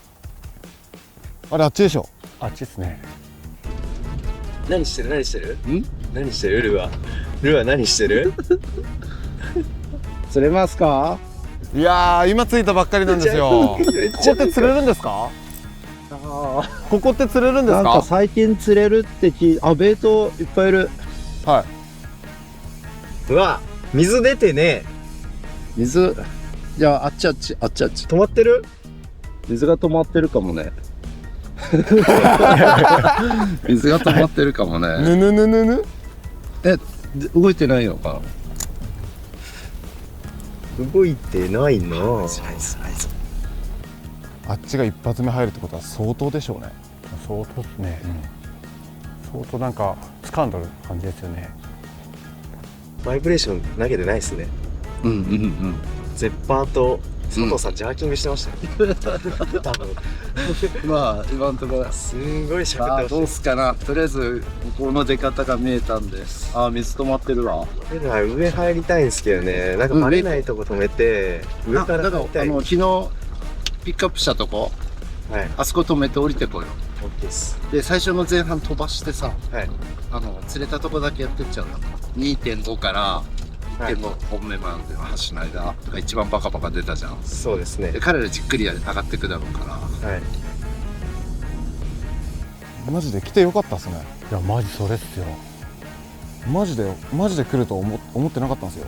多分相当なんか掴んでますよね。そうなんか掴んどるだろうけん、行ってやられたらもう終わりだよねって言って、もうまずは終わりにさせないように手を打っとこうっつって、ちょっと一回一番朝一行きましょうよっつって、おおびっくりした。船来たらマジで来ましたね。多分ここ入るまではだけ多分いや相当迷走してたんだと思うんですよ。でも逆に犀川に行かないんだって思っちゃうな。出てないから移動します。すいません、ここってどうやったら釣れるんですか？いやでも水出てないから移動する。いやいや怪しい。お疲れ様です。あっちはだって空いてないですもんね、昨日もね。本当のこと言うよ。空いてた。あっちがそこでしょ？下、もう嘘つかない。本当空いてた。まあちょっと信用できない男だからな。いやこれは本当信用してもらっていい。なんもこっちチームなんも嘘つかないから。さらば。さあ塩分濃度薄めの正直者作戦。直接会話でも嘘は言わない。はい。まっすぐな男ですから。食わないっすわ。食わんっすね。多分マジで昨日空いてたんかな。空いとったっぽいっすよ。でも多分全然気配ないですもんね。移動で行きますか。乱眼しましょう。始めます。2日目。みたいな。上に入ったかっていう、ね、しょうがないから上に入ったかって思ってほしいですね。しかも移動した。もうなんてなんて思い通りに動いてくれてるんですか。2箇所目。はい。昨日より水量は落ちてますが、やりましょう。ですね。まあいたら早いはずなんで、いたら釣れてくれると思うんで、昨日のヒットパターンの組本からいきます。相手チーム移動したよ。嘘はついてないんだけどごめん。下行くよ。はーい、下行くよ。 OK です。さあこの辺は昨日出てないからね、手短にチェックして。食わんっす。食わない。もう滝壺入れましょうか。ルアー入れます。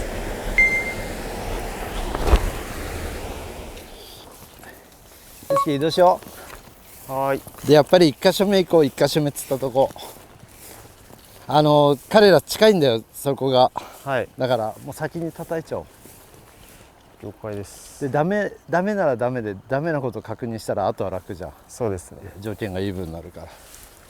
だから実績ポイントを。そうしたらまた一からですね、多分ね。一から魚探しバトルスタートみたいな。どうしましょうかマジで。ハンちゃんの方行きます？一回見に行きます？あそこのもう一個の水門を通って、ハンちゃん行っハンちゃん行ってて、まあダメなら成功。最後の。めっちゃエビいるわ。いやーきついな。玉持ってるやん。もうなんかつる系だ。そうなんだ。しかもなんか急に溝になってて開拓です。つる系だ。まあこれはね誰もやってないってことだからね。いるとしたらさんぐらいしかいなそうですね。本当な。ちょっと待って、もうやだ。ほら、無理だ。位置情報送りますほい OK 水門巡りの旅始まります。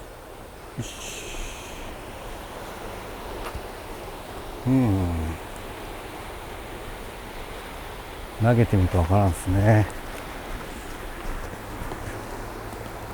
昨日よりでもだいぶ流れが強いですよね。昨日よりでも釣れそうですよね、昨日よりこっちまで流れ来てるんで。どっかで流れ巻いてるな。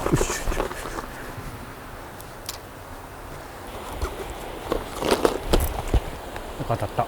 当たった当たったらしいっすよ。なんか当たった今。ミノーっすか？ミノス。疲れた。あー涼しい。そして俺のルアーはどこか行った。どういうこと本当ですか？組み直すんで俺もいたんですやよ。ってちょうだい。あー涼しい。山本チームがこの上の上流の河川というか入ってからねやってます。その河口で関下対河口だね。釣っちゃいましょ河口が勝つよ。う。ジョルティミニ。とりあえずこれ弱気。とりあえずこれつけさ。いや俺も今何その餌的なやつ。変えようかなと思ったんですけど、もういいかなと思って。おらんすね。釣れないっすね。全然釣れないです。釣れねえ。ルム来たかな？移動かな。移動。向こう移動してますね。どこやこれ。森本か？森本。いや、ここの河口です。ははーん。もう回遊待ちする気ですね。ですね。まあ連発したらでけえだろうな。水門捨ててますね向こうは。暑い、やばい。汗が止まらない。うん。水の中いても。ヤブコギの代償が。そこにサンドバーがあるのかね。多分俺らがいるところより浅いよね。もしかして出れはしなそうですか？ん？出れはしなそうな感じですかね。ぜひ行ってみてほしいな。行きますか。移動しましょうか。やべ、マジで渋いわ。やべえ。シャルバスバジング。こういうとこ最強。いや動けないから昨日ね3本釣れたとこ行ってみよこれであそこが釣れなかったらう。そうだね。本格的にそしたらゼロから組み立てた方がいいね。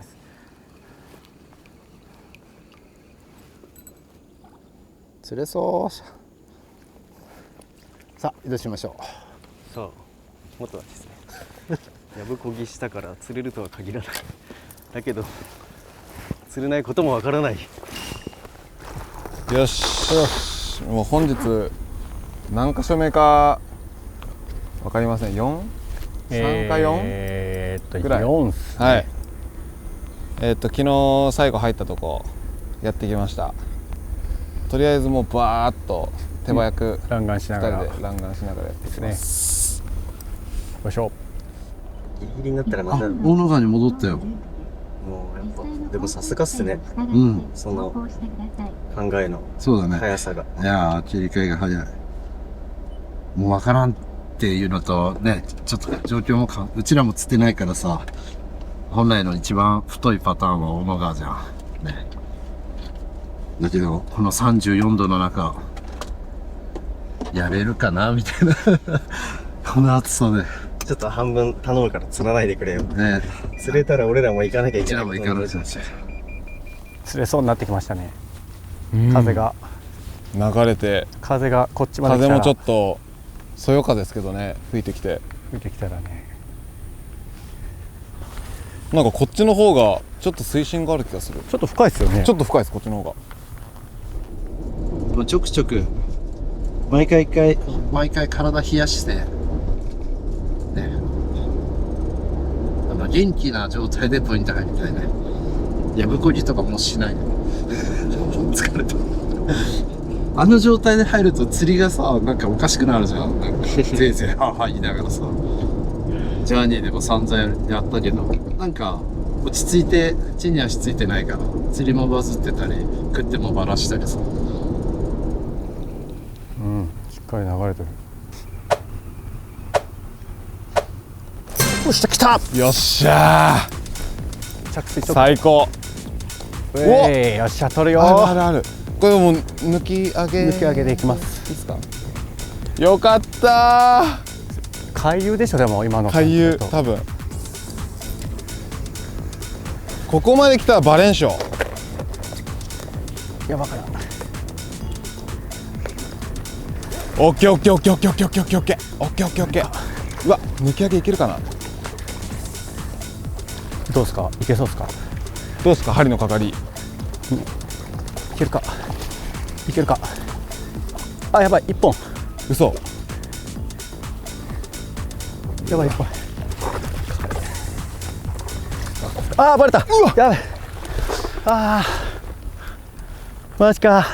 よし、またかけよう、またかけよう、またかけよう。昨日より水位がどんぐらい？15センチぐらい下がってるね。気の持ちようかもしれないですけど、なんか釣れなそう昨日なんか生命感あふれてたよな。いや、風が効いてたよ。風が、ね、風とやっぱ雨もあるし、ちょっとなんかいろいろ気味だったけど合ってましたよね。合ってた。もう教科書通り。あれですね、森本川ですね、向こう。どこに行ったんですか。森本の河口行きましたね。困ったんだ。多分困ったでしょ。やっぱあそこしか出てないんですよ、あの時しか。でしょ。もうあっちも頼みの綱は森本と水門だけでしょ。で、夕方水門行くパターンでしょ。先に取りましょう、あそこ水門は。夕方開くかな。どうですか。で、賭けっすよね。まあギャンブル。でも入られて開いたらもう終わりですからね。うん、で逆にこっちが入ってて開いたら逆転の可能性ありですよね。あり。それまでにちょっとなんですか、この水門ゲームみたいな水門争奪戦みたいなでもダメですねダメだね。まあちょっと流進打ちながら戻って観光行ってみっか。はい、ちょっとコンビニ休憩して、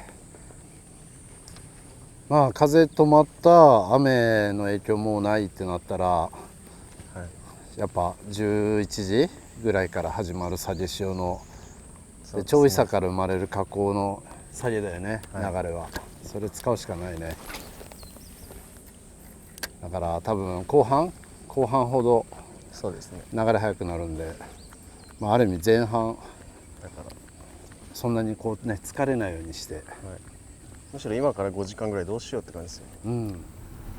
上げ下げの間で何回ぐらいこうやって流れが入れ替わるんだろう。でも多分魚はリセットされるはずですよね、この。なんからしいですね。なんか流れ変わったらリセットするみたいな。次のでもなんかめっちゃベイト当たった今。そう、着水点らへんめっちゃなんか当たりますよね。ベイトおるんですよ。流れ変わんねえかな。来た。あ、ちっちゃいねこれ。30あるか。あるんじゃないですか。ないっぽくないですか。ないかな。ギリありそうじゃないですか。ちっちゃいですね。30。イエーイイエーイ。喋ってたら食ってきた。ギリっすね。イエーイ。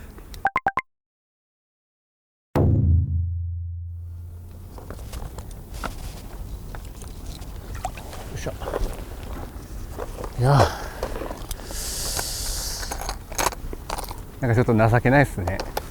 いやいやいやいや、まあでも大事1ポイントっすよ。大事な1ポイントですから。49センチ一緒ですから。です49と価値は一緒ですから、ね、そうですよ。49センチですよ。あと2本欲しいですね。でもあと2本欲しい。さあ、彼らが1本上げた。出ました。1ポイントかな、これは。そんな40何センチだね。まあ、3ポイントと見ときましょうか。でもじゃあ彼ら9。 11ポイント差ですね。これバクんなきゃいいけど。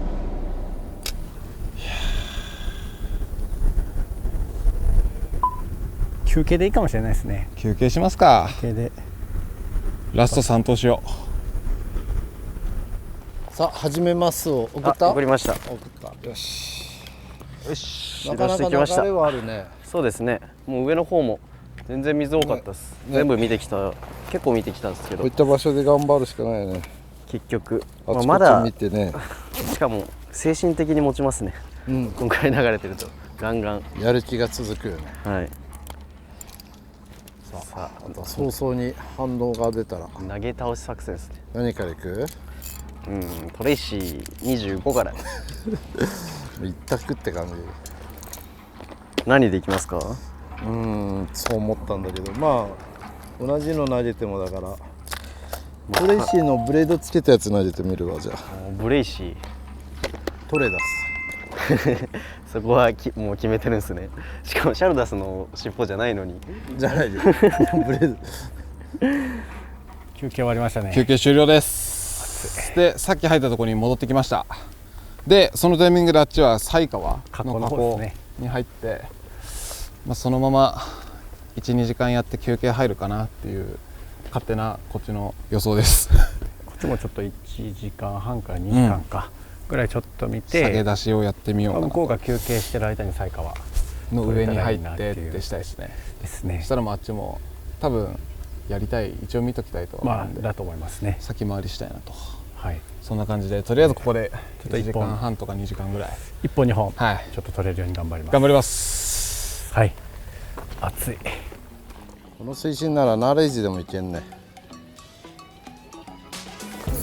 食ったおっしゃ食うのかいみたいな。よっしゃよっしゃよっしゃよっしゃなるほどよっしゃ。ちょっと本当にすぐ食った。すぐだった。うわーい。ちょっとジャンプ一発、次のジャンプ取って食います。ブレードバレるからな。あ、いや、いい加減してます、いい加減してます。よし、3ポイント、3ポイント。よいしょ。ちょっと危ない。あ、でも腹筋しっかり入って2個入ってます。何でしたっけ？あ、ちょっと待って。よっしゃやったー。よっしゃやったー。この時間でかい。これは狙い通り。移動大正解。いるじゃん。いるじゃん。やばい。ブレードチューン。あっち多分今休憩終わりましたけど、あれですよ。多分まだ遠いっす。ねえ。しゃ。完璧です。はい。52センチ。よっしゃ。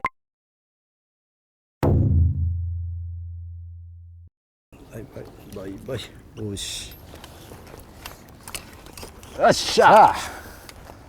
さあ、多分向こうのね気持ちおる。いやこれは辛いですよ。ってしかも今ポイントいいですし速攻ですからね、だからちょっと隠したいぐらい。本当はね、あっさり釣れたよっていうの。でも送ろう次の糸まだね一群れいるから多分。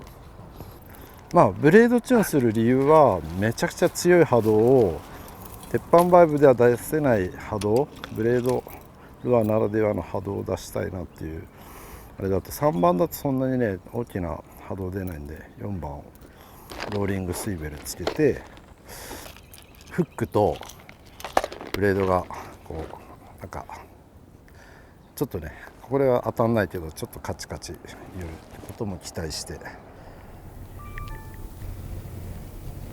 釣ってるわ。くそやったね。続くかな。続きそうですねこれは。真ん中だった。真ん中ボトム取り直して3回ぐらい取り直したんで、まあでも移動は正解だったね。やっぱ水が唯一動いてる河口エリア、この時間からもう釣れると困るね。夕方もっと流れてくるから風が上がる一方だと思うんだよな。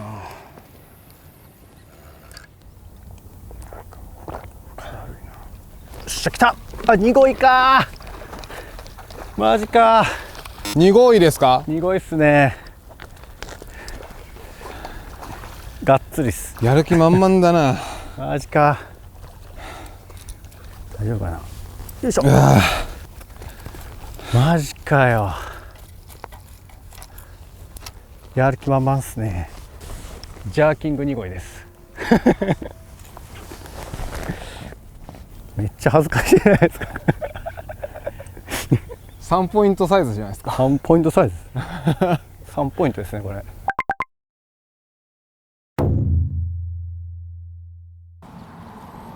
速攻釣れた割には続かないね。バイトもないからね。こういう場所はなんかかききれないバイトがあったりして魚手をそれなり感じながらやるんだけど、ワンバイト1本だ。あと3分。はい。なんもないですね。当たりもしないです。続かなかったね。なんかゴンって当たったりしそうじゃんこういうとこって、はい、釣りが深いからさ、釣りがアバウトだから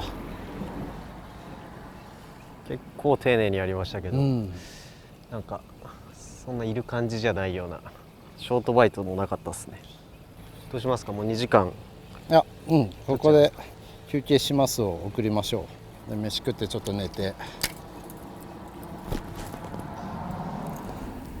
移動しますか。移動しますか。多分もうないっぽいっすね。移動。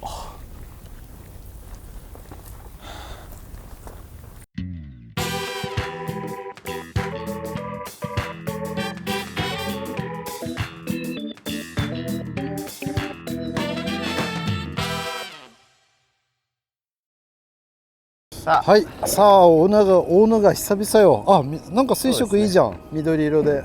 そうですね。あっちが白いだけで、こっちの方が水はいいっすね。風もあるし。いやー、いろんな意味で釣りたいな。せっかく石川来たから釣りたいし、相手チームが見事に昨日のこっちチームと逆の動きしてるんで、大野が諦めてうちらが釣ったポイントに入ったんで、そこをすかさず狙ったわけじゃないけど、たまたま今度僕らを大野川にしたんで、ここで釣ったらもうここで釣ったら大きいよな。ちょっとじゃあ僕ら攻めのミニジョルティでいきます。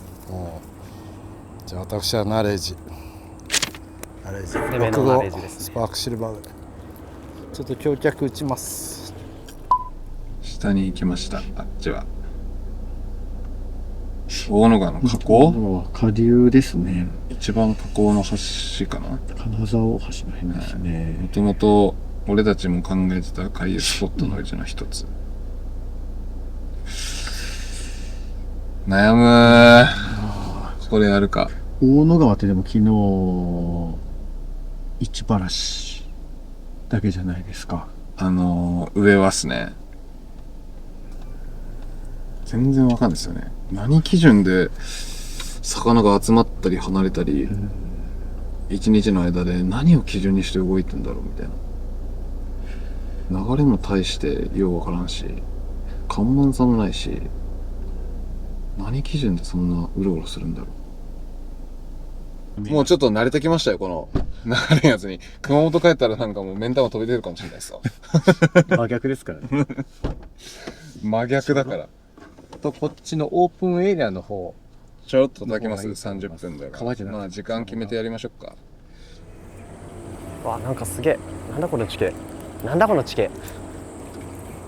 うわ、あっちチームが僕たちがね昨日やってたポイントで、今日釣れんのかなって釣れないっていうあれなんですけど、予想なんですけど、でもそれでもやっぱ気になってたんで、誰かが入ってくれないとこのモヤモヤはもう一生消えないんでよかったです。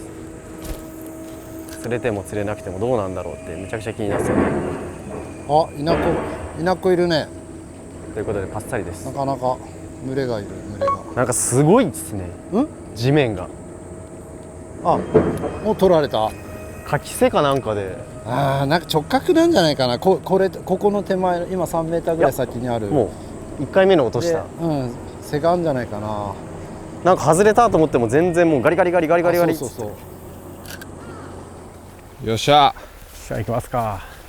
投げます。ナレージ50。あ、ここが段差なんだ。ナレージ50でいきます。ははーん。これですかね、これ。俺の影映っちゃってるけど。ルアーナレージ変えます。でもうフロント取っちゃいます。かかりは悪くなるけどその分根がかりは断然減るんで、まあ旧江戸仕様ですね。よくやる。沖の方はな8カウントできる場所もあれば、まあ、5カウントで当たる場所もあって、手前は超浅いとこもある。ああ、いたいたいた。今終わったね。出た。これを見てんだな。これを見てたんだな。そこにいた。やっぱ手前側の勝ち線の手前側。よっしゃ食った。跳ねないけど、でもなんかあんま遊ぶと怖いな。でもテール1個しかない。でもあんな向こうかい。ああ大丈夫だ。やっぱり夕方試合だね。来ましたね。よし。ああちょっとこれはギリどっちだっけ。どこがセーフ？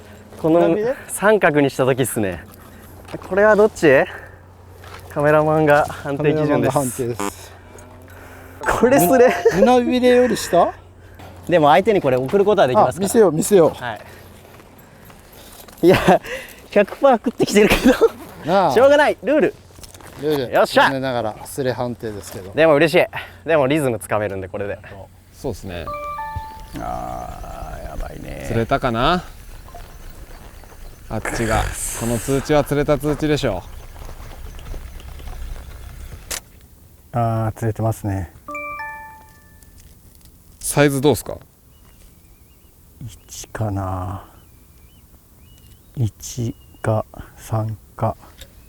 行きましょう。水も空いてないと多分。いやでも相手どんな反応してるかな。いや結構スレ判定だからポイントは関係ないけどメンタル的にはすごい攻撃だと思うよ多分。よし。佐藤君は釣れてないですね。しかもね無口だと思う多分。最終ポイント、あと2時間ぐらいかな。はい、時間あるんでもうここでやりきりましょう。はい、やりきります。はい、頑張りましょう。頑張ります。言いようがない。もうやります。やるしかない。ベイトはやっぱベイト多いですね。ここベイトいる。痩せたいわ。10キロぐらい痩せてほしいこのバトルで。止まらず稲子が動いてるからライズ出たらいいけどね。上行くか。上乗せ、はい、お、釣れてる。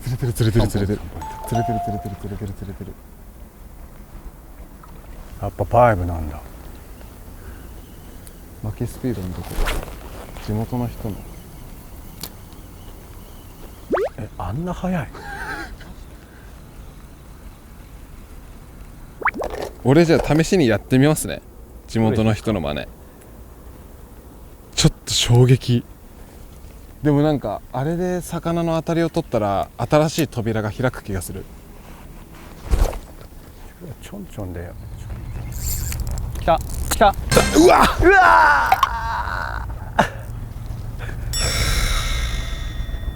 結構いいサイズだったですね。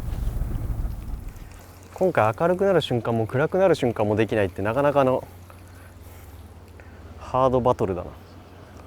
真面目ができないからね。はい、真面目ナイトゲームすべて禁止。東京湾の時は夜が結構あったっけ？東京湾はワンナイトっすもん。ワンナイトのバトルか。食ったえ、よしよし。お、上にでかいよ。でかいかも。でかいよ。ちょっと待って。え、でかくないですか？でかい。ナイス。耐えろよ。なんだ。よっしゃ。オッケーっす。タモ準備完了っす。え？でかい。80近いかも。いや、見たいっすね。みたいな魚。見たいっすね。ジャンプする。ジャンプしようとしてんなら。スレっぽい。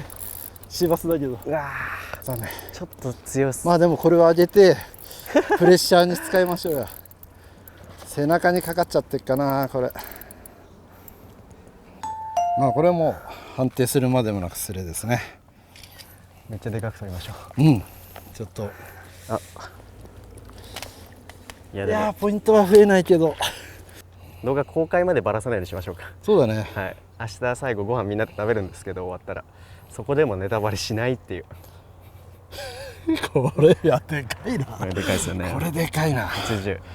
これでも相手が自暴自棄になってくれたら、もうこっちの勝ちです。もう明日90しかないとか言ってなんかよくわかんない釣りしに行ったら、勝ちですね。釣ってる。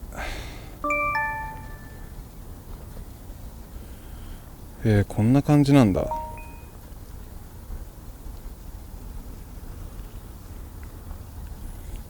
3ポイントですね。3ポイント。結構遠浅なのでここずっとウェーダーで入って風ないからさ。そうですね。これ朝この釣りをねちょっと今日の2日目の最後に知っちゃったから、これ明日半日あるでしょ。ある程度なんかやり通したらなんかまだ分からん気がしてきたけん、なんか捨てれないっすよやっぱこの勝負。あっちは勝った気でおるかもしれんけど、こっちも別に負けた気じゃおらんけんですね。最後までやっぱ神様は味方してますよ。チャンスをくれとる。もう今回は時の運がすごいこっちにあってさ、さっき話しかけてくれたお兄さんは昨日は彼らに会ったわけじゃない。でさっき僕らに話してくれたサーフの鳥山の話を彼らにも昨日したらしいんだけど、まあ、もしかしたら明日彼らも行くかもしれないけど今日は行かなかったわけで、多分ないって思ってるわけでしょ。でそういう中で明日僕らが聞くと、彼らは僕らが彼に会ったの知らないから、なんでここを知ってんだよっていう話になるわけじゃない。もう行くだけで嫌になっちゃうよね、なんかみたいな感じでね。でもちょっと僕の予想明日、彼ら、サーフ来そうな気がする。本当に。いや自分だったらそうするなっていう、もうここまでやってね、イワシ当てるしか勝つ方法ないじゃないですか。でそこにまさか俺らもいるっていう、終わった感やばいっすね。もうないっしょ、もう終わった感あるっすね。昨日もダメでしたよね。昨日も入ってすぐでしたもんね。ちょっと日暮れてきたかちょっと暗くなってきたかなぐらいからもう止まりましたよね。入った1時間ぐらいが一番良かったですね。そう昨日もそうでしたもんね。入って最初の方だけちょっと反応あって。明日の午前中にかけますか。いや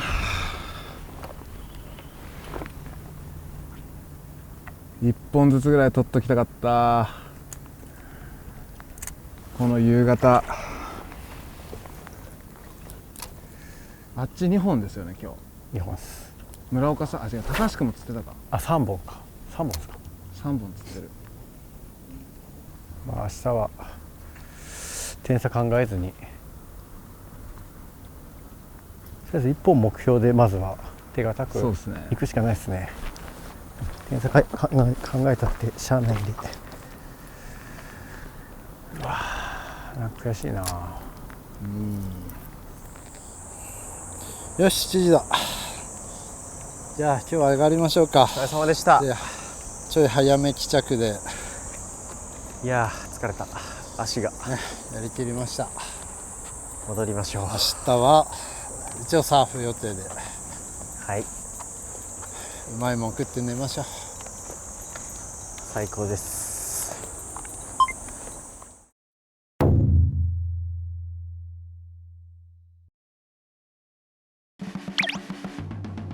はい、 OK 送りました。来ました。昨日ラスト、初日もラストやってたとこです、ここに戻ってきました。一番良かったところですね。もう魚の花一番得てるんで、ここでもうここでやりきろうということで。そうですね。今計算すると1人4匹、4匹ぐらい釣ればトントン持っていけるかなっていう。持っていけるんで、まあ半日あればあるんじゃねっていうことで、まだ希望しかないなと。やりきりましょやりきります。頑張りましょう。はい、頑張りましょう。ラスト。お願いします。お願いします。行きましょう。お願いします。痛い痛い痛い痛い。おー、出た。力痛い痛い痛い痛い。やりましょう。行きますか。よっしゃ。じゃあ始めますって。ああ、小野川だ。同じ場所ですか？昨日の朝。自信あるんだな。ちょっとだけ怖いな。怖いね。まあ手早くやっていきますか。うわ、今日マジで結構25センチ30センチ多いですね、昨日の夕方より。とりあえず入ったここからナレージ50。僕も昨日のヒットルアーのナレージ50でいきます。今上げ潮の時間帯なんですけど、なんか薄く下げ方向に流れてる感じですね。3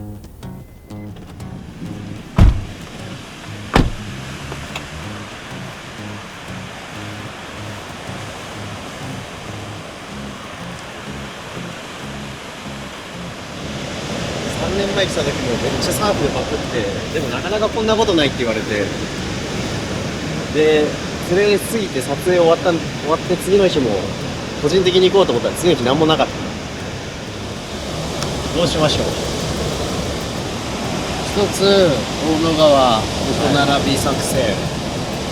これがまあ一番第2が勝率高い。ガタの朝まずめ。どこで集まってますか？ガタ。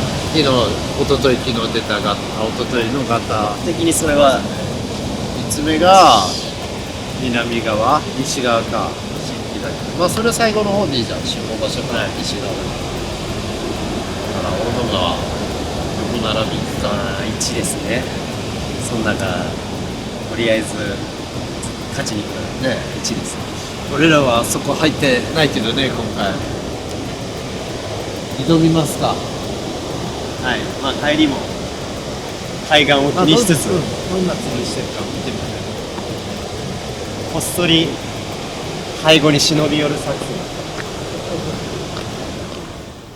あっちはまだ開始してないからベイト探ししてるでしょ。多分海辺ずーっと車で走って、ベイトどこだみたいなことをやってるでしょ。まあ点差もあるし、そう、まあいればラッキーぐらいでいれば考えてるはずなんで、最後なんだろう、もうチェックメイトできるぞみたいなそうですね。感じでいるでしょ。うん、でいたら降りてちょっと投げようかみたいな。間違いないと思います。ただ届くか問題ありますよね。まああとはでも向こうが高橋さんが釣りビジョンさんで一回入ってるんで、で一回バクってるから絶対いいイメージ持ってますもんね。いい時の感じっていうのいはい絶対時の知って残ってるんで、るから。ただ外したら向こうもゼロですからね。外したらゼロ、サーフゲームはマジゼロだと思う。当てればでかいけど、はい、外せばゼロなんで、こっちも当てて挽回しましょう。そうこっちは群れ入ってきてそれ取りたいですね。彼らのポイントに並んベーディングだよね、あそこは。そうですね。ちょっと彼らに気づかれないようにまずどうやってかみたいね。観察してどんな釣りしてるかもさ、絶対出しに行ってるじゃん。バイブレーションなのかミノーなのかジャーキングなのかジャッキングなのかで、それは確認してから彼らがなんかあそこに入っちゃうんだっていう感じの位置になりたいね。でも今も橋桁打つのありかもな。明暗で絶対魚はおったはずでしょ。そうですけどね。一発行ってみます。でそのまま夜が明けて上に浮いてたのがただ下に沈んでそのままいますみたいな、おりそうっすよね。そういうのもありそうですよね。ちょっと釣り見たかったけどな、草で見れないな。投げてるルアーだけでも見たいね。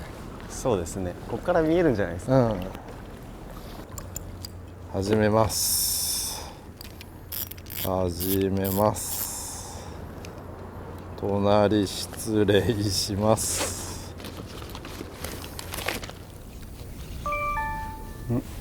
お、始めました。サーフですか。始めます。隣失礼しますって。ここ来てる。合わせてきたんですかね。最後かぶせる作戦だ。マジかよ。嫌な大人たちですね。着水しました。なんかトップみたいな飛距離ですよ。マジでもう後からやろうと思っとったのに。食った。うわーくー際打ちついてましたね。1ポイントあるかなぐらいでしたけどね。まあまあまあ。マジこれもう一個大きな意味があって、これであっちにサーフっていう希望を捨てらさせる大逆転のチャンスがある。多分俺ら結構やられたくないんで、今日多分サーフを歩き回れることって意外とやられたくなくて、これで多分相手はもうサーフないんか当たないならないかなみたいな感じで回んなくなるんで。さすが高橋さん、読みが深いな。誰のせいだと思ってるんですか。上の方行けんのかなこれ。アップアップだけど、さっきユースケが入ったのと同じぐらい。じゃあいけるな。すげえ、めっちゃ入ってこっち来てる。入ってめっちゃこっち来よる。むし。理由のハンドルを見せないためにこっち向いて釣りするっすわ。早巻きに来よう。はい。あの人何やってるか絶対見たいと思うんだよな。勝利のね確信っていうには程遠いですよね、ポイント差だけだったら。まあだけど多分そんぐらいのちょっと向こうがバラしてるっぽいんで、インスタのストーリーでねなんかバラしてること書いてたから、だからあれを取ってたらそんなにポイント数変わんないんじゃないかと思うんだけど、まあそれを予想してたんで今回心理戦もねちょっと積極的に仕掛けて、なんていうかな、釣りがわずかに狂う、そのわずかに狂うから外れたり取りきれなかったり焦ってねバラしたりとか。でも釣りってまあやってる人なら分かると思うけど、本当にわずかな精神状態で取れる魚が取れなくなったり、食わせられる魚が食わせられなくなるんで、まあこのバトルはそこの勝負も大事で、なんか煽りに行ってきたんですか。でも集中して多分気づいてないかもしれないです。本当にすごい、すごいな、さすがだね。上側もいいおかっぱりありそうですけど、どうしますか。上からやる？焼いたの上からできそうですね。いいよ、全然行こうか。でもさすがにあっちもここで7時間やります？ 7時間せんと思いますよ。やんないでしょ。まあちょっと様子見程度でしょ。1、2時間見てダメならこれは勝ったんじゃねえかとか言って多分様子見程度だと思うんですけどね。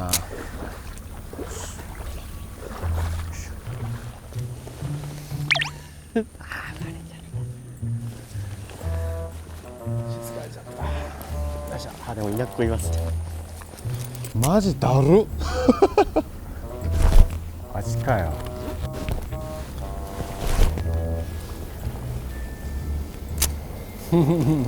あ、可愛い子ぶんなくていいですよ。可愛くないから。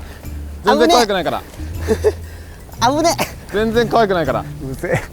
わーい。可愛くない可愛くない。可愛くない可愛くない。大丈夫よ今。いろいろ勝っちゃうよ。精神的に傾いてるから。あ、傾いてはないですけど、ちょっと最後にここに来るのちょっと性格悪いなと思って。あ、やっぱ村岡さん最後にここ来るの性格悪いって言われてます。もうそれも今撮ったからああ、撮ってください、撮ってください。オンエア楽しみにしてて。はいまあでも釣ってもほらコピーされちゃうからな、お得意の。実は大した点差じゃないし、俺たちよりよっぽどここで勝負っていうのが見えてるのは彼らなんで、めちゃくちゃ嫌なのは重々承知で、それでも俺たちはここに来る理由がある。だって点差が実はそんなにないからでも今は言えない向こうは30ポイントぐらい差だと思ってるし、でも本当は14ポイントしかないし、だからこそここで1本先取った方が決定的に今回のバトルを有利にするでしょでもやっぱ普通の釣りしてますよ。一緒っすよ、一緒。押し相撲しに行きたい。押し相撲したい、あそこでこっち最強っすよ。絶対負けん。力強いのとリーチ長いのがおるんで押し相撲して圧勝しますよ。はい、レジにします。クミホン70です。まあね、ここ超人気ポイントなんで、鉄板はめっちゃくちゃ通されてると思うんですよ。なのでもう少しための効いた動き、鉄板には出せない浮遊感とアクションでちょっと探ってみたいと思います。食う距離感が分かんないんですけど、まあ今日無風だしね、クミホンもそれなりに飛ぶから、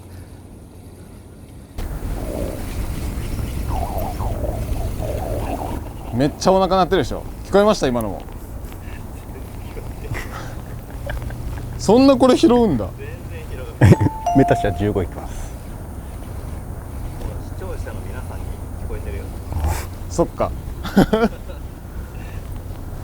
空腹に頑張ってるんでみたいな感じすよくそー、橋の下も岬も取られましたね今。まあもうちょっとしっかりシェードできて、こっちやっとってダメそうだったら橋下行きましょう。ですね。シェードできてからちょっと流れも出て、ああ暑くなってきたよ。さあ、あの辺がやっぱ稲子一番浮いてんだよね。だからちょっと上行きたいけど、ユースケと声が届く範囲だとここがギリギリなんだ。ユースケ町でなんか見えてんだろうしね。なんか鉄板で確信持った釣りしてるから、私はトップでちょっとトップ用にリーダー組み替えたんで、もう絡まないから、これでなかなか頑張ります。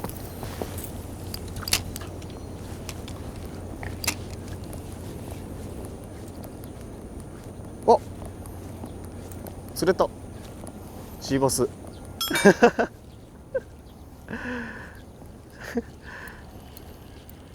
かわいい。ごめん、ちょっと写真1枚でこの状態撮らして相手チームに送るから。めっちゃちっちゃいの釣ってますね。高橋さんがさっきの10センチないやつぐらいですね。釣れたよ。農家ですねこれ。普段はね、俺とユースケが敵対することが多いんで、まあ師弟関係っていうのもあるから、まあ、かなりギリギリのちょっとアコギかもしれないぐらいの揺さぶりをね、お互い掛け合って、それで勝ちに心理的に相手を崩すことを狙っていくけど、まあ、今回はちょっとねこういう組み合わせになったんで、正直にこちら一切アコギというか揺さぶりはかけないっていう前提の正直な揺さぶりをかけたんですけど、彼らが自分の釣りをどこまで信じたかですよね。でもここもやっぱりユースケが隣に入りたいってね強く主張したのも、彼らの気持ちが分かるからこそ、横でやられるのが一番嫌よね。釣れても釣れなくても、釣れたらねやっぱ追っかけられるし、次の1本取った方が本当にこっちが取ったら決定的だと思うんで、俺もさっきからそのつもりでやってるけど、もうさラオウのような殺気が出てるでしょ。こうってあれ本気の高橋祐介ですから。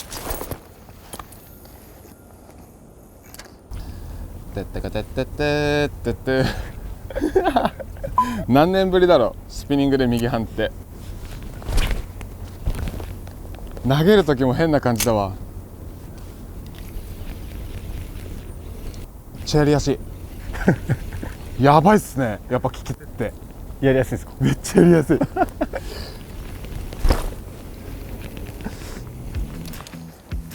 どう？何もないですね。何もないです。動きますか？彼らの思惑も外れたでしょう、多分。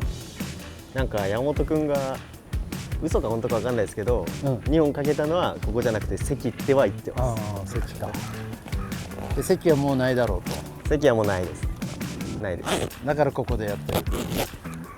か嘘か分かんないですけど、本当はここでヒットしてるのかもしれないですけど、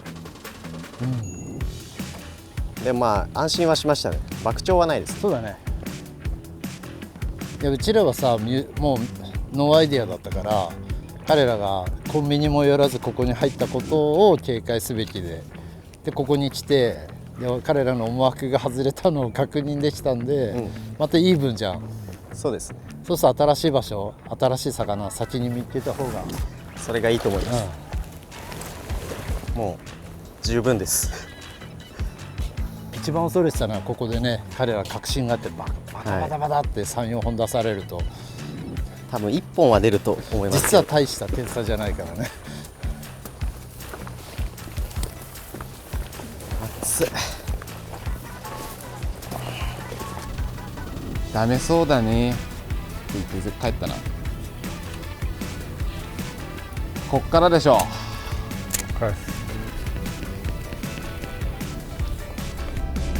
もうほとんどの時間トップの上げしてたんだけどさ、まあ、リードしてる側しかできないじゃん、ゆったりした釣り。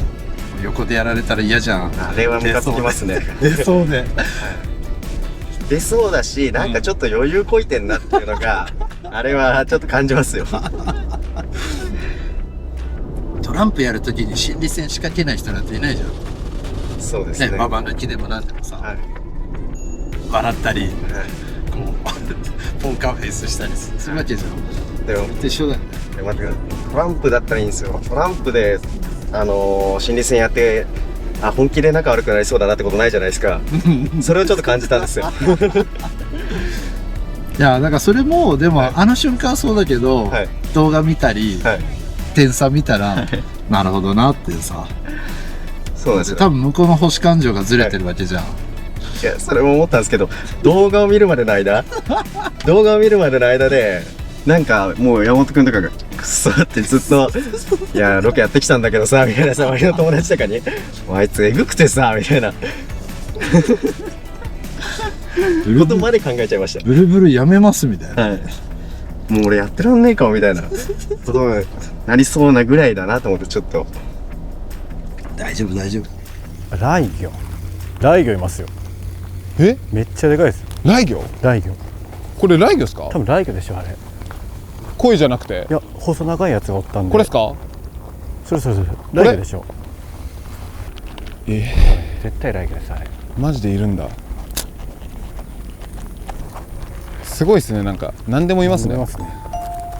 濁いと。さあやってろ。そんな甘くはない。あ、でも稲子いる。さて、昨日の夕方の場所に、昨日の夕方がやっぱ絶好調でしたけど、一応作戦会議して、魚の反応あったところもう短時間でバンバン回って、粘るんじゃなくてね、さっさ反応してくる魚だけを取ってみようみたいな。今日まだ誰も打ってなかったらね、1本2本ぐらいはチャンスある。ちょっと追いかけてくるやつがいそう。あ、全然水位があるよ、ほら、昨日より。そうですね。なんか普通ってこうっすよね、多分リフト&フォールって。この1の間に3するみたいな。で、なんだろう、生と動、ここで釣れるのかは知らんけど、生と動のメリハリをつけるというか、結局これってどう上がって下がって上がって下がって結局銅と銅なんで止めるみたいな、一回一回糸張ってるでここでフォール、動いて止まって動いて止まって動いて止まってヒャーンみたいな、一投の間に何回バイトチャンスを作るかっていう、自分が熊本で背にリフト&フォールでバイブを入れるときに使うですね。ぜひやってみてください。普通のリフト&フォールみんながなんかやっててか、普通にみんながリフト&フォールで釣っとるところは大体釣れると思うんですね。災害行ってみない？移動しましょう。小野川を諦めます。今回のバトルではもう終わりだね。小野川、大野川ありがとうございました。これから西に向かって。お、ラインになりました？なりましたね。釣ったかな？なんかちょっと見てみよう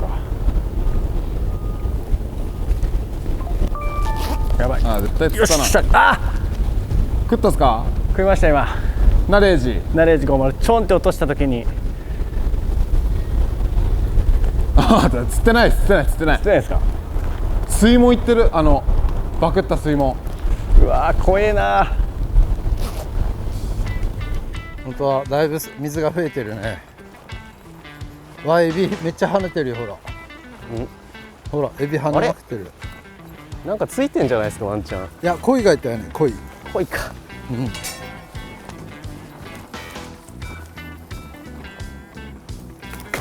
でも水は出てるから魚釣れそう。いや、エビだらけ。いいねいいね。エビいっぱいバンバン跳ねております。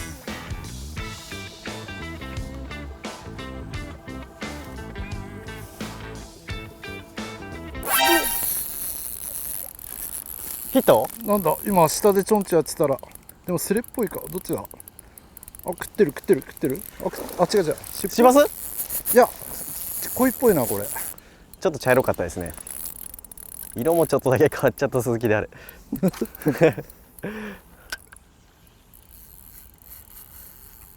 いや、初日からはもうハイスコアのね乱打戦の展開になると思ったんだけど、まさか2日目3日目こんな渋い戦いになるって全く思わなかった。初日それなり両チームずっと釣っていくんだろうなと思ったんで、やっぱいかに向こうの釣りを見出すかにかなり意識をされてたんだけど一転して激渋ですね。SNS 見ても一晩中やってどこも回ったけど全然ダメでしたみたいなこと書いてあったりするんで、最後にどこどこで1本出たみたいな、そういう投稿が1つ2つありましたね。で、夜でそんな状況なんでまあ簡単ではなさそう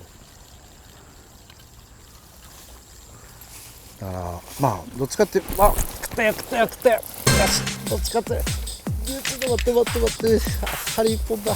危ないいった。おっしゃ。よしあそこにもがあんの。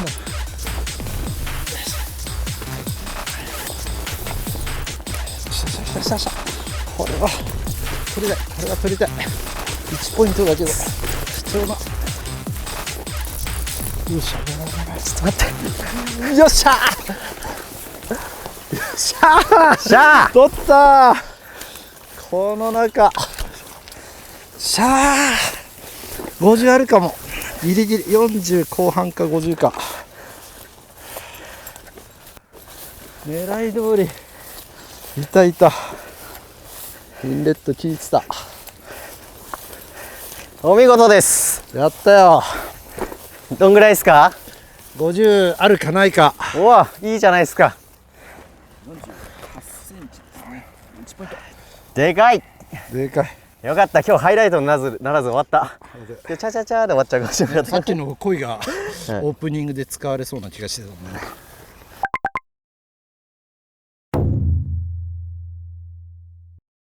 ナイス。ナレージ、ただまき。最後まで本当のことしか書かない。でももうここまで来たらね、ここはカーってなるだろうけど、かわいそう。若干かわいそう。まあこれがバトルですからね。勝負だから。多分現状ここ水中カメラ入れても多分あんま魚いないですね。はい、この感じ。いや水中カメラ入れても魚映んなそうっすよね。絶対ないでしょこれ。魚体に当たんないんですよ。昨日ってめっちゃ魚体にちょこちょこ当たってたんですけど、濁いとか恋とかのね、濁いとかに戻りながらちょっと作戦会議します。まあ行くならでももう金沢金沢港港かぐらいっすよね。しかないですね。小場所巡ってもしゃあないですもんね。追いつけんでしょ。もうしゃあないですもん。小場所巡っても多分どっちかが1本取って終了ぐらいなんで。終了なんで。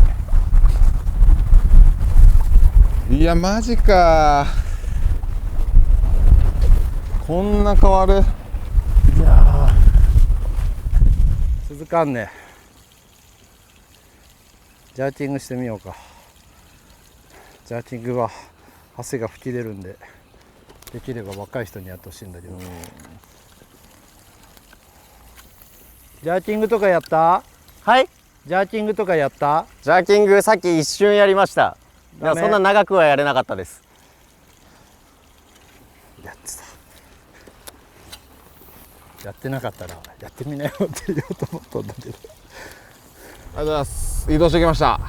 大野川の最下口らへんになるんですかね。はい。一番下の橋がそこにあって、なんかあんな大きい船いるからちょっと深いんかなっていう感じで、とりあえず水深とか見ながら今回初ですからね。こうまあなんか探りやっていこうかなと思います。弾丸しながら。はい、弾丸しながらやっていきます。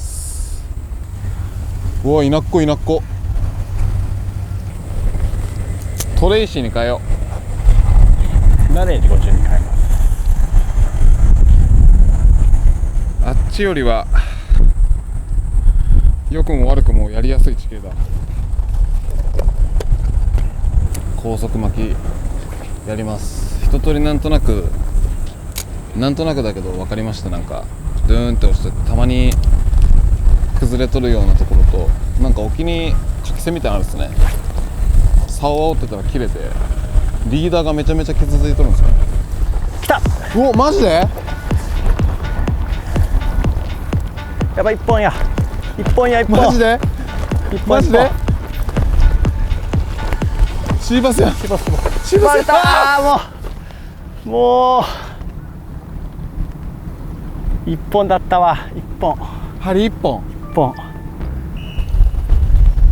った。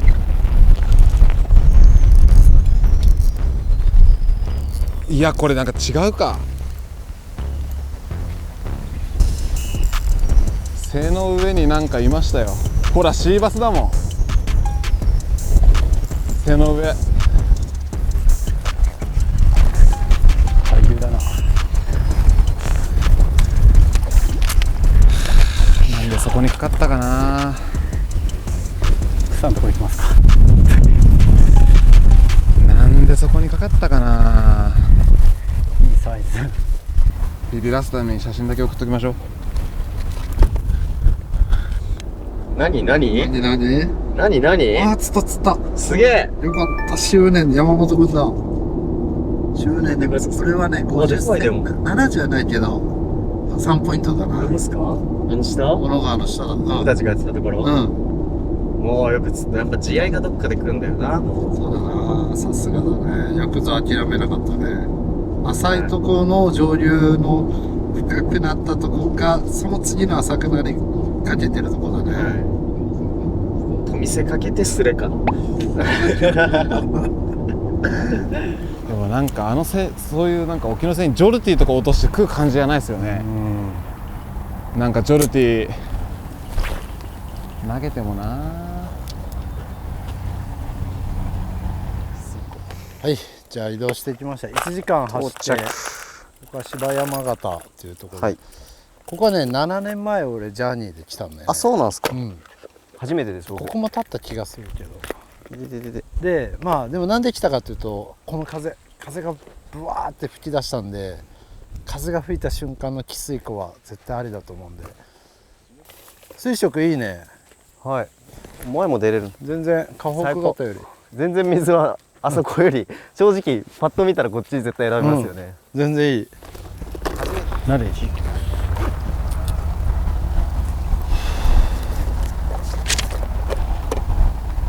50です。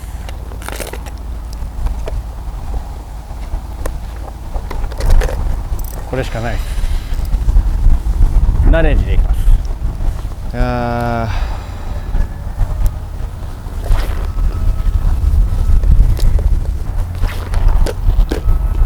ーよし、ブレードを入れます。メタ社の15ブレード。よ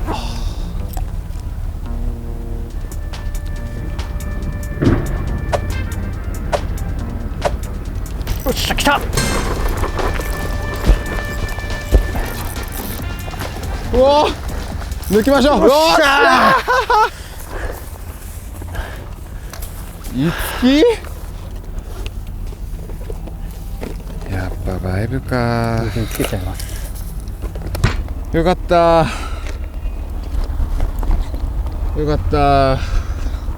しんどかったでもこれ。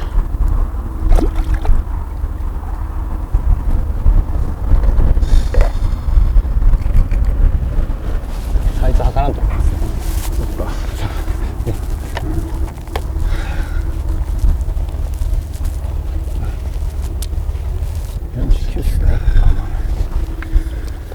49センチ。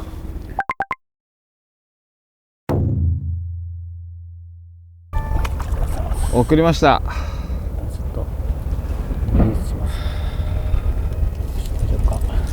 ありがとうね。はい、よし、さよなら。ありがとう。いやー、渋かったでも。なんか力抜けたな。いやー、辛かった。いやー、初めて来る場所は楽しいな。どこも釣れそうな気がする。お、佐藤君も釣ったよ。マジ？おお、向こうも。このタイミングで満潮の。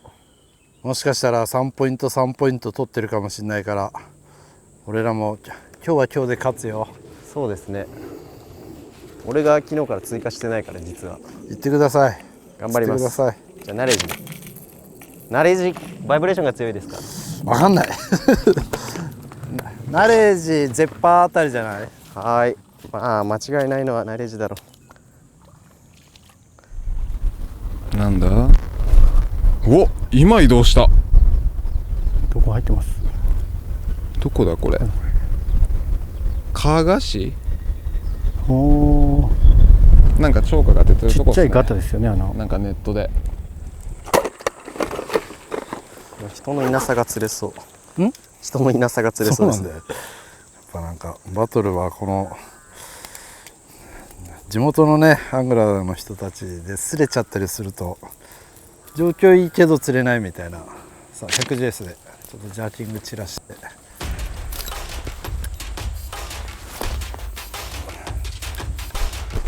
水は動き出してる。いい感じ。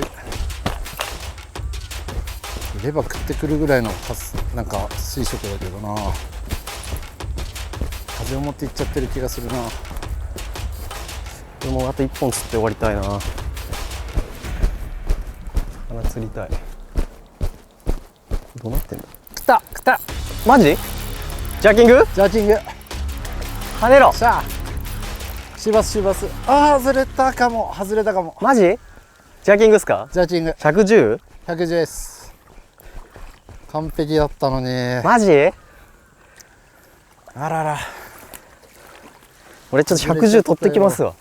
いやすごい追い風で飛んでっから、あんだけのところで強波動で横に飛んでたらそら食ってくるだろうなと思ってたら、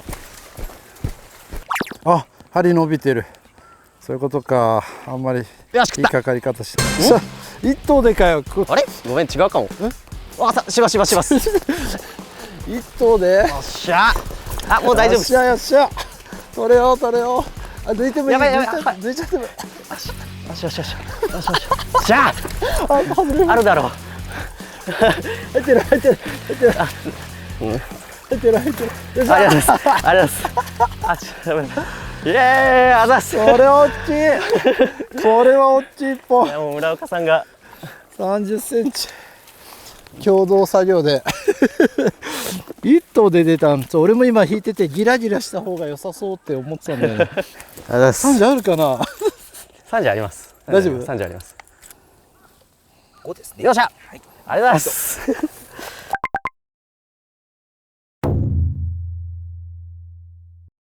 もう一本左の川行ってみる。そうですね。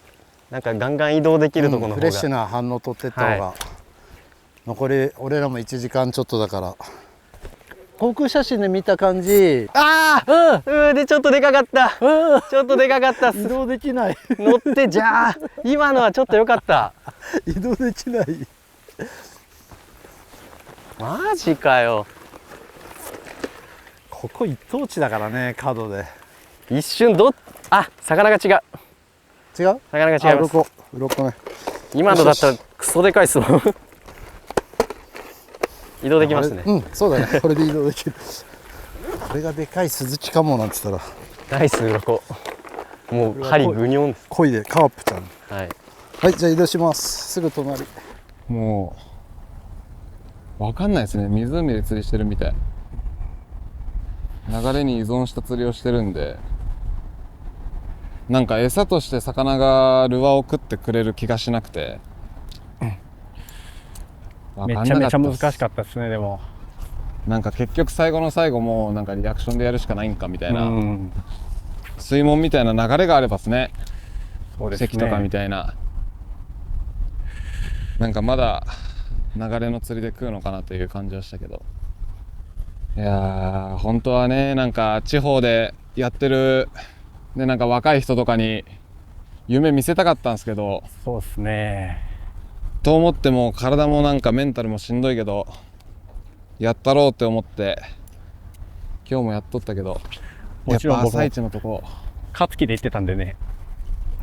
そうまああっちがね経験ロケ石川で何回もやってて地元のエキスパートたちに教えてもらってやってるで、まあ初見ででも俺たちは勝木で言いましたからね。もちろんもちろんそんなん知ったことかと。もちろん勝木でいたけどやっぱ現実なかなか甘くなかったですね。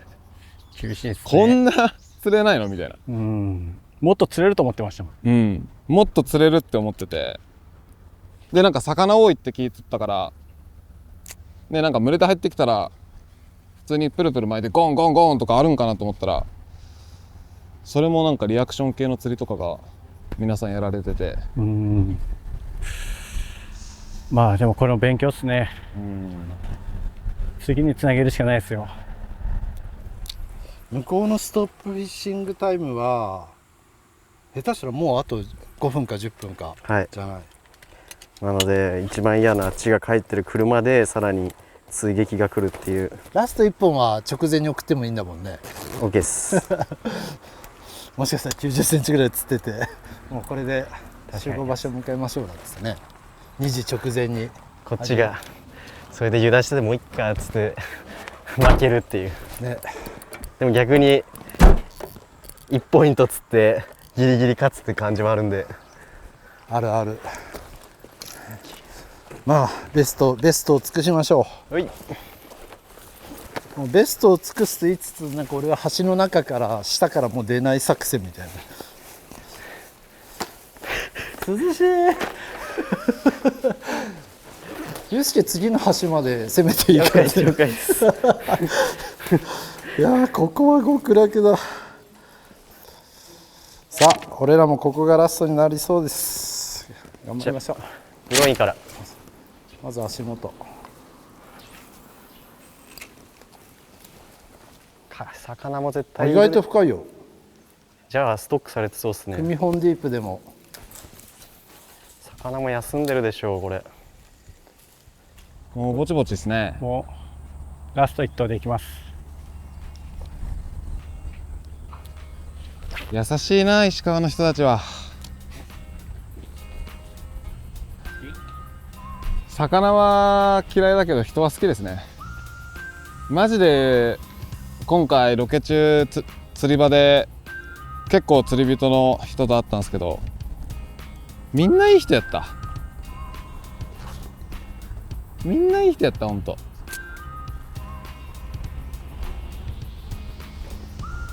まあでも地元じゃこんな経験できんし、こうやって、そうそう、敵がいるからできる経験なんで、鍛え直すしかないですよ。終了です。いやー、なんか申し訳ない気持ちしかないですね。ふがいなさと。いや、釣り場で会った人たちには申し訳ない。よくしてくれたのに。いや釣って恩返ししたかったですね。辛かった。いや、すいません、本当。いやー、本当それっすね。頑張れよって言ってくれた人たちにも、釣り場で会った人たちにも本当申し訳ないですね。帰りますか。行きましょうか。帰りましょう。終了します。お疲れ様でした。お疲れでした。いや、ありがとうございました。鍛え直しましょう。お疲れでした。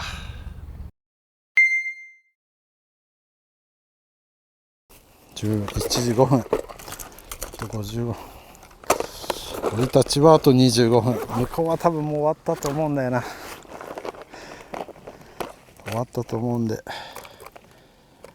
もう焦る必要はないけど、こっちも最後までベストを尽くすのが流儀でしょう。これだ。水色に合わせて水が緑色なんでね、グリーンゴールドがはまるはずですね。あ、いいね。お、高橋さんが対岸に。足食った。します。ああ、回れた。ああ、残念。シーバスでした。残念。橋脚からちょっと離れたメヤンの出たとこです。うわ、しかも50はありました。いるね。マジかよ。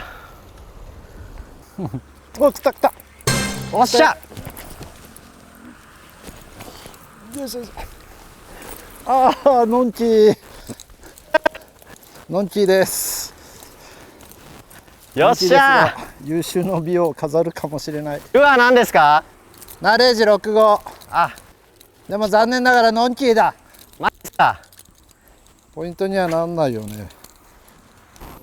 28。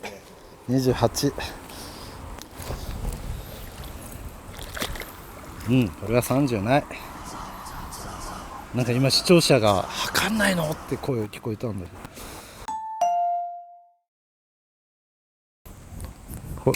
ちょっと待って、あ30ある。ちょっと待って、ちゃんとね、疑惑の1ポイントなりかねないからぴったり合わせるよ。はい、合いました。ほら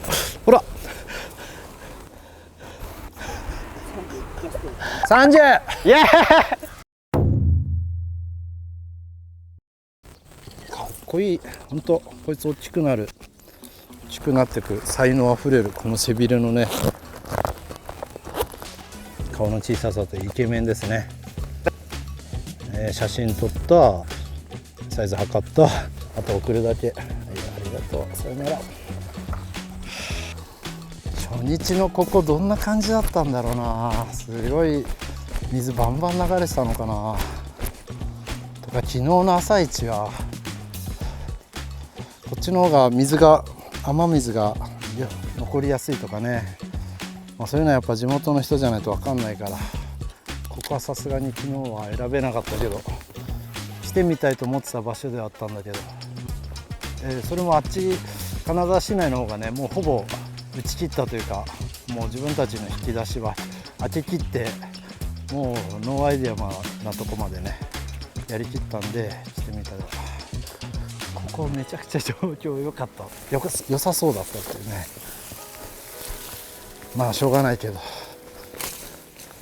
もっと早く来てたらもうちょい面白かったかも。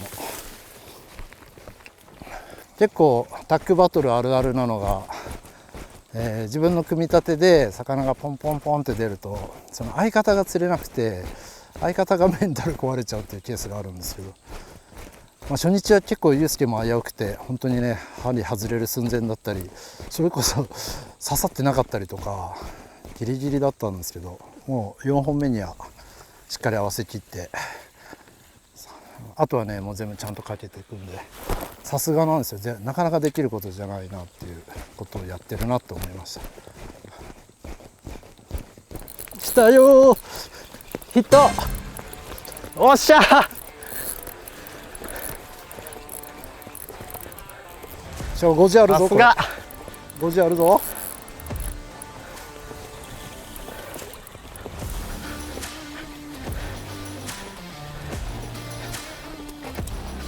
5時ある5時ある。お、いいんじゃないですか。3ポイント3ポイント、3ポイントだけど。わ、3ポイントだ。ナイス。立ち込んで立ち込んで。了解です。最後だからいいっす。あ、しかもお友達来てるよ、お友達。ちょっともうちょっとファイトしてます。他にはダブルヒット。ああ、ちょっとキャッチするまでいいんですもんね。あ、やばい、ルアーついてない。じゃあ抜いちゃう抜いちゃう。はい、じゃあダメだ。あげようあげよう。あ、いいっすよ、すくいましょうか。あ、すくおうすくおうすくおう。もう外れない。まだいるまだいる。外れない本当に。ほらほらほらほらほら、同じサイズがほらほら。あ、本当だ。ついてきてる。はいはい、お願いします。入ってない入ってない。これは外れない。おっしゃ、3ポイントこれ。完璧。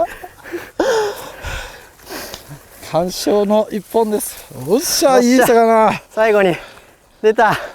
俺もバラしたの結構いいサイズで、あっちショックで。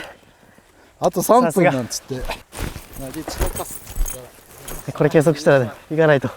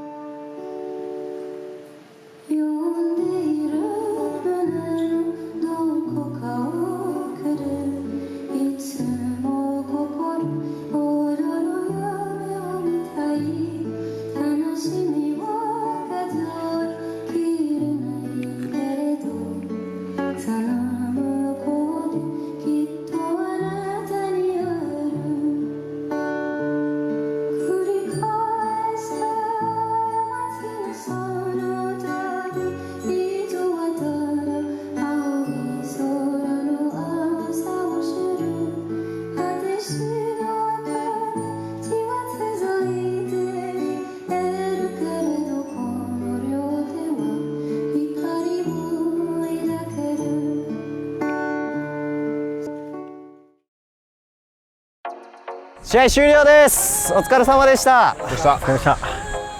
さあ、3日やりきりましたか。まあそんななんか渋い感じやめて。テンション上げてこう。疲れた。まだわかんないよ。だって全部ファールの可能性だってあるんですから。いや、疲れましたね。疲れた。はい、まあね、感想をください。じゃあ、その疲れた、どんなところ疲れたのかとか、良かった点とか。まあ、水動かないっていう普段やってるとこはここの25倍ぐらいかな、緩慢差あるとこで言ってた言ってた、緩慢差が20倍はある。マジでなんなんこれみたいな。